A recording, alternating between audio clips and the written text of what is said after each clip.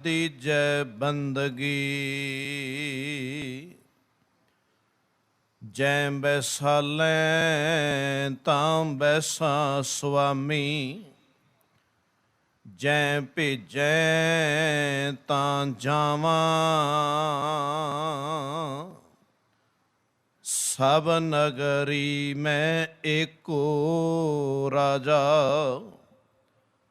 सबे पवित हैं थावां।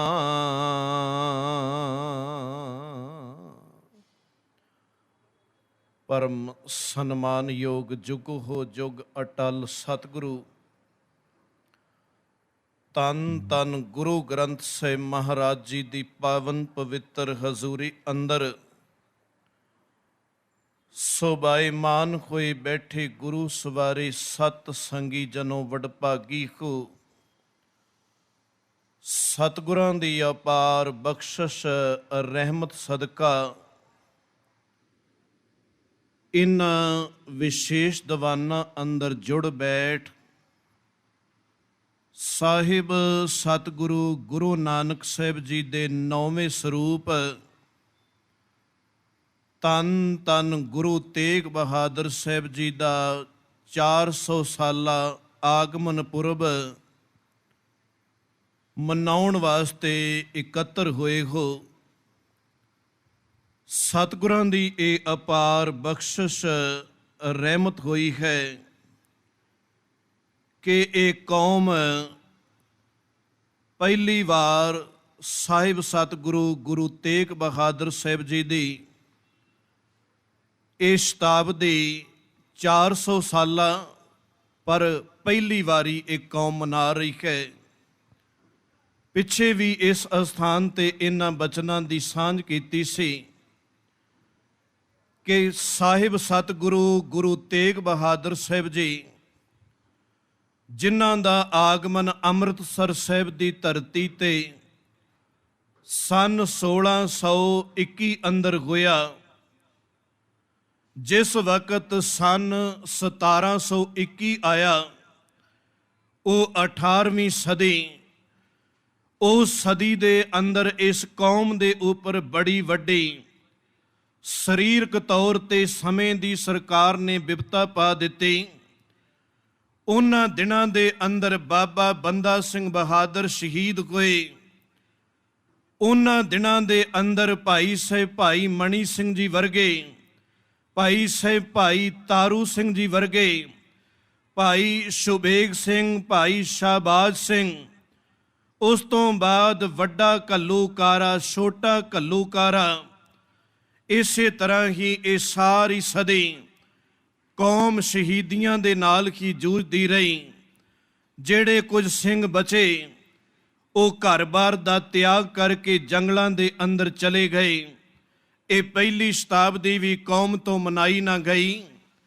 जिस वक्त दूसरी शताब्दी आई 1821 दे अंदर भावें राज महाराजा रणजीत सिंह दा है उन्होंने बारी खद्दा बहुत दूर तक काबल कंधार तक ले गए।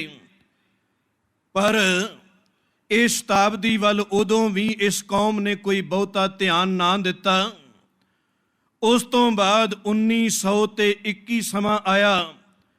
इस समय दे अंदर भी इस कौम दे जेड़े गुरुद्वारे सन वो महंतां दे कब्जियां दे अंदर चले गए क्योंकि अंग्रेज सरकार ऊपर बैठी हुई है।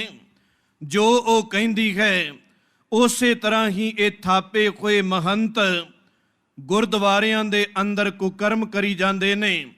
ताई ते भाई साहिब भाई लक्ष्मण सिंह वर्गियां नूं फिर अपने वल्लों जथा तैयार करके ननकाना साहिब दी धरती ते पहुंचना पिया। उत्थे जाके उन्हां सिंघां ने शहीदियां दित्तियां ते उथों नरैणे महंत वर्गियां नूं बाहर कढना पिया। उस वक्त भी एक कौम जिहड़ी सी तीसरी शताब्दी ना मना सकी। ये पहली बार होया है कि चौथी शताब्दी एक कौम जिहड़ी है सतगुरां दे सन्मुख बैठ के मना रही है। भावें इस शताब्दी दे विच भी ਕੁਝ ਸਮੇਂ ਦੇ ਹਾਲਾਤਾਂ ਕਾਰਨ ਰੁਕਾਵਟ ਬਣ ਗਈ, ਕਿਉਂਕਿ ਪ੍ਰਬੰਧਕਾਂ ਨੇ ਇਹ ਪ੍ਰੋਗਰਾਮ ਬੜੇ ਵੱਡੇ ਪੱਧਰ ਤੇ ਉਲੀਕੇ ਹੋਏ ਸਨ, ਪਰ ਸਮੇਂ ਦੇ ਇਹ ਹਾਲਾਤ ਠੀਕ ਨਾ ਹੋਣ ਕਰਕੇ ਆਪਾਂ ਫਿਰ ਇਹ ਗੁਰਦੁਆਰੇ ਦੇ ਅੰਦਰ ਹੀ ਸਾਰੀ ਸੰਗਤ ਇਸ ਸਮਾਗਮ ਨੂੰ ਮਨਾਉਣ ਵਾਸਤੇ ਇਕੱਤਰ ਹੋਏ ਹਾਂ। ਕੁਝ ਸਤਸੰਗੀ ਇਸ ਮੀਡੀਆ ਰਾਹੀਂ ਘਰਾਂ ਦੇ ਅੰਦਰ ਬੈਠ ਕੇ ਸਰਵਣ ਕਰ ਰਹੇ ਨੇ, ਕੁਝ ਸਤਿਗੁਰਾਂ ਦੇ ਸਨਮੁਖ ਬੈਠ ਕੇ ਸਰਵਣ ਕਰ ਰਹੇ ਨੇ। ਆਪ ਸਰਬੱਤ ਸੰਗਤਾਂ ਨੂੰ ਇਸ ਪਾਵਨ ਦਿਹਾੜੇ ਦੀ ਲੱਖ ਲੱਖ ਵਧਾਈ ਹੋਵੇ।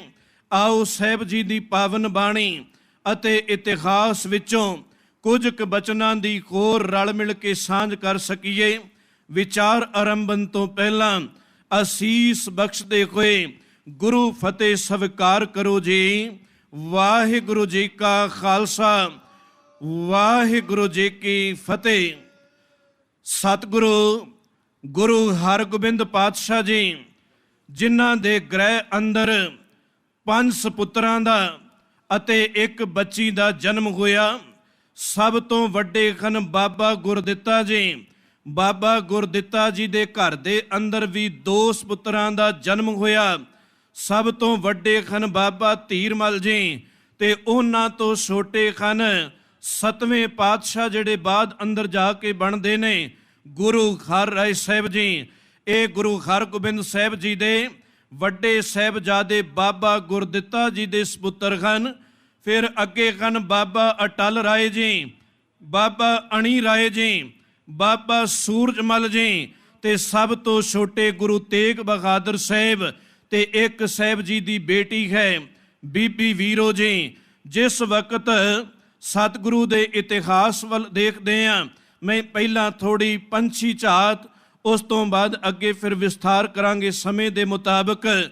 ਸਤਿਗੁਰੂ ਗੁਰੂ ਹਰਗੋਬਿੰਦ ਪਾਤਸ਼ਾਹ ਜੀ ਦਾ ਸਨ 1621 ਅੰਦਰ ਅੰਮ੍ਰਿਤ ਵੇਲੇ ਜਦੋਂ ਅੰਮ੍ਰਿਤਸਰ ਸਾਹਿਬ ਦੀ ਧਰਤੀ ਤੇ ਆਗਮਨ ਹੁੰਦਾ ਹੈ, ਉਸ ਵਕਤ ਗੁਰੂ ਹਰਗੋਬਿੰਦ ਸਾਹਿਬ ਜੀ ਦਰਬਾਰ ਸਾਹਿਬ ਵਿਖੇ ਬਿਰਾਜਮਾਨ ਸਨ। ਵਿਸਥਾਰ ਆਪਾਂ ਅੱਗੇ ਜਾ ਕੇ ਕਰਨੇ ਆ।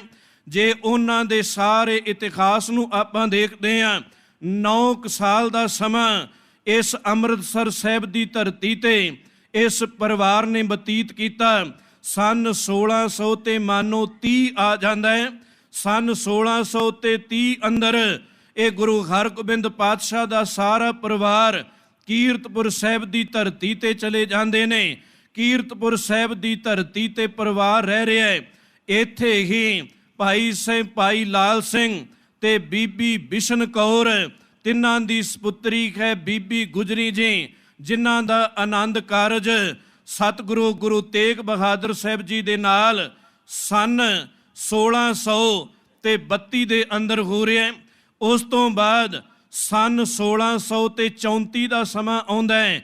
ਪੈਂਦੇ ਖਾਨ ਵਰਗੇ ਜਿਹੜੇ ਆਪ ਸਤਿਗੁਰੂ ਨੇ ਹੱਥੀਂ ਪਾਲੇ ਸਨ, ਉਹ ਇੱਥੇ ਸਤਿਗੁਰੂ ਦੇ ਨਾਲ ਵਧੀਕੀ ਕਰਨ ਵਾਸਤੇ ਪਹੁੰਚ ਜਾਂਦੇ ਨੇ। ਸਨ 1634 ਦੇ ਅੰਦਰ ਕਰਤਾਰਪੁਰ ਸਾਹਿਬ ਦੀ ਧਰਤੀ ਤੇ ਜੰਗ ਹੋਈ। ਹੁਣ ਸਨ 1634 ਤੋਂ ਲੈ ਕੇ ਸਨ 1644 ਤੱਕ ਗੁਰੂ ਹਰਗੋਬਿੰਦ ਸਾਹਿਬ ਜੀ ਦਾ ਸਾਰਾ ਪਰਿਵਾਰ ਕੀਰਤਪੁਰ ਸਾਹਿਬ ਦੀ ਧਰਤੀ ਤੇ ਚਲਾ ਜਾਂਦਾ ਹੈ। ਹੁਣ ਸਾਰਾ ਪਰਿਵਾਰ ਉੱਥੇ ਰਹਿ ਕੇ ਗੁਰਮਤਿ ਦਾ ਪ੍ਰਚਾਰ ਕਰਦਾ ਹੈ। ਇਹਨਾਂ 10-11 ਸਾਲਾਂ ਦੇ ਅੰਦਰ ਗੁਰੂ ਹਰਗੋਬਿੰਦ ਪਾਤਸ਼ਾਹ ਜੀ ਨੇ ਕੀਰਤਪੁਰ ਸਾਹਿਬ ਦੀ ਧਰਤੀ ਤੇ ਰਹਿਮਤਾਂ ਵਰਤਾਈਆਂ। ਸਨ 1644 ਦੇ ਅੰਦਰ ਗੁਰੂ ਹਰਗੋਬਿੰਦ ਪਾਤਸ਼ਾਹ ਜੋਤੀ ਜੋਤ ਸਮਾਉਣ ਲੱਗੇ ਨੇ, ਤੇ ਉਸ ਤੋਂ ਬਾਅਦ ਇਹ ਦਾਤ ਜੋਤ ਗੁਰੂ ਹਰਿਰਾਏ ਸਾਹਿਬ ਜੀ ਦੇ ਕੋਲ ਆ ਜਾਂਦੀ ਹੈ। ਫਿਰ ਇਹ ਪਰਿਵਾਰ ਸਨ 1644 ਦੇ ਅੰਦਰ ਇੱਥੋਂ ਕੀਰਤਪੁਰ ਸਾਹਿਬ ਦੀ ਧਰਤੀ ਤੋਂ ਬਾਬੇ ਬਕਾਲੇ ਦੀ ਧਰਤੀ ਤੇ ਚਲੇ ਜਾਂਦੇ ਨੇ। ਹੁਣ ਸਨ 1644 ਤੋਂ ਲੈ ਕੇ ਸਨ 1664 ਜਾਂ 65 ਕਹਿ ਲਈਏ, ਕਿਉਂਕਿ 64 ਦੇ ਅੰਦਰ ਗੁਰੂ ਤੇਗ ਬਹਾਦਰ ਸਾਹਿਬ ਜੀ ਨੂੰ ਗੁਰਤਾ ਗੱਦੀ ਦੀ ਦਾਤ ਬਖਸ਼ਿਸ਼ ਹੁੰਦੀ ਹੈ, ਤੇ 65 ਦੇ ਅੰਦਰ ਆਨੰਦਪੁਰ ਸਾਹਿਬ ਨਗਰ ਜਿਹੜਾ ਸਤਿਗੁਰੂ ਉਹ ਵਸਾਉਂਦੇ ਹਨ। ਸਨ 1665 ਜਾਂ 64 ਇੱਥੋਂ ਲੈ ਕੇ ਸਨ 1675 ਤੱਕ ਜਦੋਂ ਗੁਰੂ ਤੇਗ ਬਹਾਦਰ ਸਾਹਿਬ ਜੀ ਦੀ ਦਿੱਲੀ ਦੀ ਧਰਤੀ ਤੇ ਸ਼ਹੀਦੀ ਹੋਈ, ਇਹ 10-11 ਸਾਲ ਗੁਰੂ ਤੇਗ ਬਹਾਦਰ ਸਾਹਿਬ ਜੀ ਇਸ ਘਰ ਦੇ ਅੰਦਰ ਗੁਰਤਾ ਗੱਦੀ ਦੀ ਸੇਵਾ ਜਿਹੜੀ ਹੈ ਉਹ ਨਿਭਾਉਂਦੇ ਹਨ। 10-11 ਸਾਲ ਇਹ ਸੇਵਾ ਨਿਭਾਈ ਤੇ ਸਨ 1675 ਦੇ ਅੰਦਰ ਦਿੱਲੀ ਦੀ ਧਰਤੀ ਤੇ ਜੋ ਹਿੰਦੂ ਧਰਮ ਦੇ ਉੱਪਰ ਵਿਪਤਾ ਪਈ ਹੋਈ ਸੀ, ਉਸ ਨੂੰ ਟਾਲਣ ਵਾਸਤੇ ਸਤਿਗੁਰੂ ਜੀ ਨੇ ਸਰੀਰ ਦਾ ਠੀਕਰਾ ਜਿਹੜਾ ਹੈ ਉਹ ਦਿੱਲੀ ਦੀ ਧਰਤੀ ਤੇ ਭੰਨ ਦਿੱਤਾ। ਇਹ ਮੈਂ ਪੰਛੀ ਝਾਤ ਸਾਂਝੀ ਕੀਤੀ ਹੈ। ਜਦੋਂ ਫਿਰ ਹੁਣ ਵਿਸਥਾਰ ਕਰਦੇ ਹਾਂ, ਅੰਮ੍ਰਿਤਸਰ ਸਾਹਿਬ ਦੀ ਧਰਤੀ, ਅੰਮ੍ਰਿਤ ਵੇਲੇ ਸਤਿਗੁਰਾਂ ਦਾ ਆਗਮਨ ਹੋਇਆ। ਗੁਰੂ ਹਰਗੋਬਿੰਦ ਸਾਹਿਬ ਉਸ ਵਕਤ ਦਰਬਾਰ ਸਾਹਿਬ ਕੀਰਤਨ ਸਰਵਣ ਕਰ ਰਹੇ ਨੇ ਤੇ ਕਿਸੇ ਪ੍ਰੇਮੀ ਨੇ ਆ ਕੇ ਸੁਨੇਹਾ ਦੇ ਦਿੱਤਾ ਕਿ ਸਤਿਗੁਰੂ ਜੀ, ਆਪ ਜੀ ਦੇ ਘਰ ਦੇ ਅੰਦਰ 5ਵੇਂ ਸਾਹਿਬਜ਼ਾਦੇ ਦਾ ਜਨਮ ਹੋਇਆ।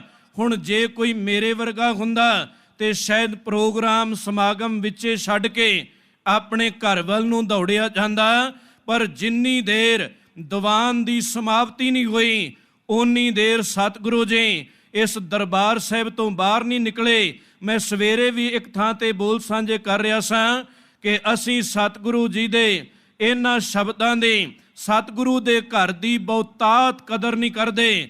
ਜਿਸ ਵਕਤ ਸਮਾਗਮ ਚੱਲ ਰਿਹਾ ਹੋਵੇ ਜਾਂ ਕੀਰਤਨ ਚੱਲ ਰਿਹਾ ਹੋਵੇ, ਕਈ ਵਾਰ ਅਸੀਂ ਨਾ ਧਿਆਨ ਦਿੰਦੇ ਹੋਏ ਅੱਧਾ ਸ਼ਬਦ ਅਜੇ ਸਮਾਪਤ ਹੋਇਆ ਤੇ ਵਿੱਚੋਂ ਹੀ ਉੱਠ ਕੇ ਆਪਾਂ, ਸਾਡਾ ਮਨ ਜਿਹੜਾ ਹੈ ਉਹ ਇੱਕ ਥਾਂ ਤੇ ਨਹੀਂ ਟਿਕਦਾ। ਸਤਿਗੁਰੂ ਦੀ ਪਾਵਨ ਬਾਣੀ ਕਹਿੰਦੀ, ਕਬੀਰ ਮਨ ਪੰਖੀ ਭਇਓ ਉੱਡ ਉੱਡ ਦਹਿ ਦਿਸ ਜਾਏ, ਜੋ ਜੈਸੀ ਸੰਗਤ ਮਿਲੈ ਸੋ ਤੈਸੋ ਫਲ ਖਾਏ। ਬਸ ਜਿਵੇਂ ਮਨ ਪ੍ਰੇਰੀ ਜਾਂਦਾ ਹੈ, ਇਹ ਉਸੇ ਤਰ੍ਹਾਂ ਇਨਸਾਨ ਉਸ ਪਾਸੇ ਵੱਲ ਦੌੜਿਆ ਜਾਂਦਾ ਹੈ। ਮੈਂ ਜ਼ਿਕਰ ਕਰ ਰਿਹਾ, ਸ਼ਬਦ ਦੀ ਸਮਾਪਤੀ ਹੋਵੇ, ਕੋਈ ਜ਼ਰੂਰੀ ਕੰਮ ਹੋਵੇ, ਉੱਠ ਕੇ ਚਲਾ ਜਾਣਾ ਕੋਈ ਗੱਲ ਨਹੀਂ, ਪਰ ਜੇ ਸ਼ਬਦ ਦੇ ਵਿੱਚੋਂ ਹੀ ਇਨਸਾਨ ਉੱਠ ਕੇ ਬਿਨਾਂ ਕੰਮ ਤੋਂ ਜਾ ਰਿਹਾ ਹੈ ਤੇ ਇਹ ਸ਼ਬਦ ਦਾ, ਇਹ ਸਤਿਗੁਰੂ ਦਾ ਸਤਿਕਾਰ ਨਹੀਂ, ਕਿਉਂਕਿ ਮਨ ਤੇ ਇਨਸਾਨ ਦਾ ਪਹਿਲਾਂ ਹੀ ਕੋਈ ਨਹੀਂ ਟਿਕਦਾ। ਅਰਦਾਸ ਆਪਾਂ ਕਰਦੇ ਹਾਂ ਤੇ ਅਰਦਾਸ ਵਿੱਚ ਵੀ ਹਰ ਬੰਦ ਤੋਂ ਬਾਅਦ ਇਹ ਬੋਲ ਕਹਿਣੇ ਪੈਂਦੇ ਨੇ ਕਿ ਬੋਲੋ ਜੀ ਵਾਹਿਗੁਰੂ। ਜੇ ਪਹਿਲਾਂ 10 ਗੁਰੂ ਸਾਹਿਬਾਨਾਂ ਦਾ ਨਾਮ ਲਿਆ, ਉਸ ਤੋਂ ਬਾਅਦ ਫਿਰ ਕਿਹਾ ਜਾਂਦਾ ਬੋਲੋ ਜੀ ਵਾਹਿਗੁਰੂ। ਜੇ 5 ਪਿਆਰਿਆਂ 4 ਸਾਹਿਬਜ਼ਾਦਿਆਂ ਦੀ ਗੱਲ ਆਈ, ਸਮਾਪਤੀ ਇਸ ਬੰਦ ਦੀ ਹੋਈ, ਫਿਰ ਕਹਿਣਾ ਪੈਂਦਾ ਬੋਲੋ ਜੀ ਵਾਹਿਗੁਰੂ। ਜੇ ਸ਼ਹੀਦਾਂ ਸਿੰਘਾਂ ਦੀ ਗੱਲ ਆਈ, ਇਹਨਾਂ ਦਾ ਧਿਆਨ ਧਰ ਕੇ ਫਿਰ ਕਹਿਣਾ ਪੈਂਦਾ ਬੋਲੋ ਜੀ ਵਾਹਿਗੁਰੂ, ਤਾਂ ਕਿ ਸਾਡਾ ਮਨ ਜਿਹੜਾ ਹੈ ਉਹ ਗੁਰੂ ਹਜ਼ੂਰੀ ਅੰਦਰ ਟਿਕਿਆ ਰਹੇ। ਅਸੀਂ ਬਹੁਤਾਤ ਉਦੋਂ ਆਪਣਾ ਮਨ ਗੁਰੂ ਚਰਨਾਂ ਅੰਦਰ ਲੈ ਕੇ ਆਉਂਦੇ ਹਾਂ ਜਦੋਂ ਸਾਡਾ ਨਾਮ ਅਰਦਾਸ ਦੇ ਅੰਦਰ ਕਿਤੇ ਆ ਜਾਏ। ਉਸ ਤੋਂ ਪਹਿਲਾਂ ਅਸੀਂ ਬਹੁਤਾਤ ਧਿਆਨ ਨਹੀਂ ਕਰਦੇ, ਕਿਉਂਕਿ ਸਾਡਾ ਮਨ ਜਿਹੜਾ ਹੈ ਉਹ ਪਲ ਪਲ ਤੇ ਖਿੰਡਦਾ ਹੈ, ਪਲ ਪਲ ਤੇ ਉਹ ਦੂਰ ਜਾਂਦਾ ਹੈ। ਸਤਿਗੁਰੂ ਕਹਿਣ ਲੱਗੇ, ਇਸ ਘਰ ਅੰਦਰ ਆਉਣ ਵਾਲਿਆ, ਮਨ ਨੂੰ ਟਿਕਾਉਣ ਦਾ ਯਤਨ ਕਰ। ਇਹ ਨਹੀਂ ਕਿ ਕੱਲਾ ਸਰੀਰਕ ਤੌਰ ਤੇ ਤਾਂ ਹਾਜ਼ਰੀ ਭਰ ਲਈ ਤੇ ਮਨ ਗੁਰੂ ਘਰ ਅੰਦਰ ਆਇਆ ਹੀ ਕੋਈ ਨਾ, ਤੇ ਇੱਥੇ ਆਇਆ ਹੋਇਆ ਪ੍ਰਵਾਨ ਕੋਈ ਨਹੀਂ ਹੋਣਾ। ਸਤਿਗੁਰੂ ਦੀ ਪਾਵਨ ਬਾਣੀ ਨੂੰ ਜਦੋਂ ਪੜ੍ਹਦੇ ਹਾਂ, ਧੰਨ ਗੁਰੂ ਅਮਰਦਾਸ ਪਾਤਸ਼ਾਹ ਅਤੇ ਧੰਨ ਗੁਰੂ ਤੇਗ ਬਹਾਦਰ ਸਾਹਿਬ ਜੀ, ਜਦੋਂ ਇਹਨਾਂ ਦੇ ਆਪਾਂ ਸਲੋਕਾਂ ਨੂੰ ਪੜ੍ਹਦੇ ਹਾਂ ਤੇ ਵਾਰ-ਵਾਰ ਗੁਰੂ ਤੇਗ ਬਹਾਦਰ ਸਾਹਿਬ ਇਹੀ ਗੱਲ ਮਨ ਨੂੰ ਆਵਾਜ਼ ਮਾਰ ਕੇ ਕਹਿੰਦੇ ਨੇ, ਕਹੋ ਨਾਨਕ ਸੁਨ ਰੇ ਮਨਾ, ਕਹੋ ਨਾਨਕ ਸੁਨ ਰੇ ਮਨਾ, ਕਿ ਹੇ ਮੇਰੇ ਮਨ, ਜਿੰਨੀ ਦੇਰ ਤੂੰ ਨਾਲ ਨਹੀਂ ਹੋਏਗਾ ਓਨੀ ਦੇਰ ਮੇਰੀ ਹਾਜ਼ਰੀ ਗੁਰੂ ਘਰ ਦੇ ਅੰਦਰ ਪ੍ਰਵਾਨ ਕੋਈ ਨਹੀਂ ਹੋਣੀ। ਇਸ ਕਰਕੇ ਜੇ ਗੁਰੂ ਘਰ ਅੰਦਰ ਆਉਂਦੇ ਆ ਤੇ ਕੁਝ ਸਮਾਂ ਟਿਕ ਕੇ ਬੈਠਣ ਦਾ ਯਤਨ ਕਰੀਏ ਤਾਂ ਹੀ ਸਾਡਾ ਕੁਝ ਸੁਣਿਆ ਹੋਇਆ ਸੁਰਤ ਦਾ ਹਿੱਸਾ ਬਣੇਗਾ। ਖੈਰ, ਮੈਂ ਜ਼ਿਕਰ ਕਰ ਰਿਹਾ ਸਾਂ ਕਿ ਗੁਰੂ ਹਰਗੋਬਿੰਦ ਸਾਹਿਬ ਜਿਸ ਵਕਤ ਦੀਵਾਨ ਦੀ ਸਮਾਪਤੀ ਹੋਈ ਤੇ ਘਰ ਦੇ ਅੰਦਰ ਚੱਲਣ ਲੱਗਦੇ ਨੇ ਤੇ ਨਾਲ 2-3 ਸਿੱਖ ਜਿਹੜੇ ਨੇ ਉਹਨਾਂ ਨਾਲ ਬਚਨ, ਉਹਨਾਂ ਨਾਲ ਇਹ ਖੁਸ਼ੀ ਸਾਂਝੀ ਕੀਤੀ। ਉਹਨਾਂ ਵਿੱਚੋਂ ਇੱਕ ਸਨ ਬਾਬਾ ਬੁੱਢਾ ਜੀ, ਇੱਕ ਹਨ ਭਾਈ ਸਾਹਿਬ ਭਾਈ ਗੁਰਦਾਸ ਜੀ, ਇੱਕ ਕੋਲ ਖੜੇ ਹੋਏ ਨੇ ਭਾਈ ਬਿਧੀ ਚੰਦ ਜੀ। ਤੇ ਇਹਨਾਂ ਸਾਰਿਆਂ ਨੂੰ ਜਦੋਂ ਦੱਸਿਆ ਤੇ ਨਾਲ ਸਤਿਗੁਰੂ ਘਰ ਤੱਕ ਲੈ ਕੇ ਜਾਂਦੇ ਨੇ। ਜਿਸ ਵਕਤ ਗੁਰੂ ਤੇਗ ਬਹਾਦਰ ਸਾਹਿਬ ਜੀ इस साहिबजादे दे घर अंदर जाके दीदार कीते। दीदार करन तो बाद 6वें पातशाह गुरु हरगोबिंद साहिब जी ने इस साहिबजादे नूं अपनी गोद दे अंदर लै लिया। गोद अंदर लैन तो बाद थोड़ा क सिर निवाउंदे ने, ते जदों सिर निवाया ते उस वक्त नाल आए हुए भाई बिधि चंद ये सवाल कर देंदे ने कि सतगुरु जी साहिबजादे तां 4 ਪਹਿਲਾਂ भी घर अंदर, पर अज इस लाल नूं क्यों नमस्कार हुई? ते उस वक्त ही सतगुरु जी ने कुछ भविखबाणी कुछ इशारा कर दिता सी कि ये मेरा लाल पड़दे पाउण वाला आ गया है, ये मेरा लाल अजर नूं जरन वाला आ गया है। जेड़ी ताकत इस मनुखता तो जरी नहीं जाती, झट ये इंसान दुनिया के सामने प्रगट करता फिरदा है। कोई बुरा काम हो जाए तो सोचता किसी नूं पता ना लगे, पर धर्म का जदों कोई काम करके आउंदा है फिर ये थां थां ते दसदा फिरदा है। गुरु तेग बहादुर साहब जी श्लोकां अंदर ये बख्शिश करते ने, कहन लगे इंसान की हालत है कि तीरथ बरत अर दान कर, मन में धरै गुमान, नानक नेफल जात ते ज्यों कुंचर इशनान। ये तीर्थां ते दान पुन कर आवे, ये तीर्थां ते इशनान कर आवे, ये होर कोई धार्मिक कर्म कर ले ते फिर थां थां ते दसदा फिरदा है कि मैं ये कर्म कीते। ते सतगुरु दा घर इस तरह के विखावे दे कर्मां नूं प्रवान नहीं करदा। साहब ने पावन बाणी अंदर कहा, कहन लगे ना तू आवें वस बहुत घिनावणे, ना तू आवें वस वेद पढ़ावणे, ना तू आवें वस तीर्थ नहाइए, ना तू आवें वस धरती धाइए, ना तू आवें वस किते सियाण पै, ना तू आवें वस बहुता दान दे। इस तरह के विखावे कीतियां कदी भी रब प्रसन्न नहीं हुंदा। ये मेरा लाल पड़दे पाउण वाला आ गया है, कदी भी ये आपा भी भावें वार देगा ते कदी ये नहीं कहेगा कि मैं ये सारा कुछ किया, क्योंकि मैं इस घर दे अंदर प्रवान ही कोई नहीं। भगत रविदास जी ने ये बोल सांझे कीते, कहने लगे जब हम होते तब तो नहीं, अब तू ही मैं नहीं। गल ही उस दिन बनेगी जिस दिन आपा भाव ये जीव खत्म कर गया। जिन्ने दिन आपा प्रगट करेगा हो सकता है समाज इसनूं इज्जत मान दे दे कि ये बड़ा चंगा बंदा, ये बहुत सोहना बोलदा है, ये चंगी कुल अंदर पैदा होया है, इस दे तन उपर वस्त्र बड़े सोहने, इस दे नैन नक्श बड़े सोहने, इस दे कोल दुनिया दा धन बहुत ज़्यादा, पर जे करता चेते नहीं ते साहब कहन लगे अत सुंदर कुलीन, चतुर मुख ज्ञानी तनवंत, मृतक कहिए नानका जे प्रीत नहीं भगवंत। जे रब चेते नहीं ते साहब कहन लगे इस घर अंदर तू प्रवान नहीं खोना। एक सप नूं ही देखने आ, जदों धरती दे उपर चलदा है ते कदी भी वो सीधा हो के नहीं तुर सकदा। जदों भी वो तुरेगा कदी वो सज्जे होएगा, कदी वो फिर खब्बे होएगा। धरती उपर उस तो तुरिया ही इसे तरह जाता है, पर जदों किते वो अपने घर अंदर वो खुड अंदर वो बिल दे अंदर जाता है ते उस वक्त उसनूं सारे वले जेड़े हन वो त्यागने पैंदे ने। बिल्कुल सीधा होएगा ते वो अपने घर दे अंदर जा सकता है। इस घर वल आउण वाला प्राणी भी जे इस तरह के विकारां दे वले मार के बैठा होया है, हाँ हाँ मैं नूं लै के बैठा होया है, ते कदी भी रब दे घर अंदर समाई कोई नहीं होनी। ते जेड़ा किते अपने ये विकारां नूं त्याग देंदा है, सहम कहन लगे वो इस घर दे अंदर प्रवान हो जाता है। मिटा दे अपनी हस्ती को, अगर कुछ मर्तबा चाहे कि दाना खाक में रल कर गुले गुलजार होता है, इत्थे आपा भाव बिल्कुल खत्म करना पएगा। ये गुरु तेग बहादुर साहब जिहड़ा मेरा लाल आ गया, ये आपा बिल्कुल खत्म करेगा। और देखो सतगुरु की पावन बाणी का कोई भी शब्द पढ़ के सतगुरु ने किते नहीं कहा कि ये सारा कुछ मैं किया। गुरु तेग बहादुर साहब इन्ने बैराग अंदर, इन्ने त्याग दे अंदर रहने वाले, हर चीज़ जेड़ी है गुरु तेग बहादुर साहब दे कोल आप चल के गई है।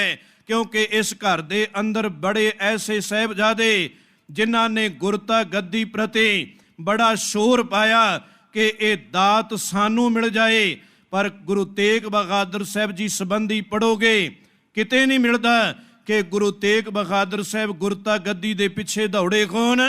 ਉਹਨਾਂ ਕੋਲ ਤੇ ਇਹ ਸਾਰੀਆਂ ਰਹਿਮਤਾਂ ਆਪ ਚੱਲ ਚੱਲ ਕੇ ਆਉਣੀਆਂ ਨੇ। ਜੇ ਇਸ ਬਾਬੇ ਬਕਾਲੇ ਦੀ ਧਰਤੀ ਤੇ ਗੁਰੂ ਤੇਗ ਬਹਾਦਰ ਸਾਹਿਬ ਪ੍ਰਗਟ ਹੁੰਦੇ ਨੇ, ਮਾਨੋ ਗੁਰਤਾ ਗੱਦੀ ਆਪ ਚੱਲ ਕੇ ਆਈ। ਗੁਰੂ ਤੇਗ ਬਹਾਦਰ ਸਾਹਿਬ ਨਹੀਂ ਗਏ, ਗੁਰਤਾ ਗੱਦੀ ਆਪ ਚੱਲ ਕੇ ਆਈ। ਸੰਗਤ ਜੇ ਇੱਥੇ ਆ ਕੇ ਪ੍ਰਗਟ ਕਰਦੀ ਹੈ ਤੇ ਸੰਗਤ ਆਪ ਚੱਲ ਕੇ ਆਈ। ਤੇ ਇੱਕ ਦਿਨ ਜੇ ਕਸ਼ਮੀਰੀ ਪੰਡਤਾਂ ਨੂੰ ਲੋੜ ਪੈ ਗਈ ਕਿ ਸਾਡਾ ਹਿੰਦੂ ਧਰਮ ਜਿਹੜਾ ਖਤਰੇ ਅੰਦਰ ਹੈ, ਤੇ ਉਹ ਵੀ ਲੋਕ ਚੱਲ ਕੇ ਆਪ ਆਏ ਨੇ। ਗੁਰੂ ਤੇਗ ਬਹਾਦਰ ਸਾਹਿਬ ਕਿਸੇ ਕੋਲ ਨਹੀਂ ਗਏ।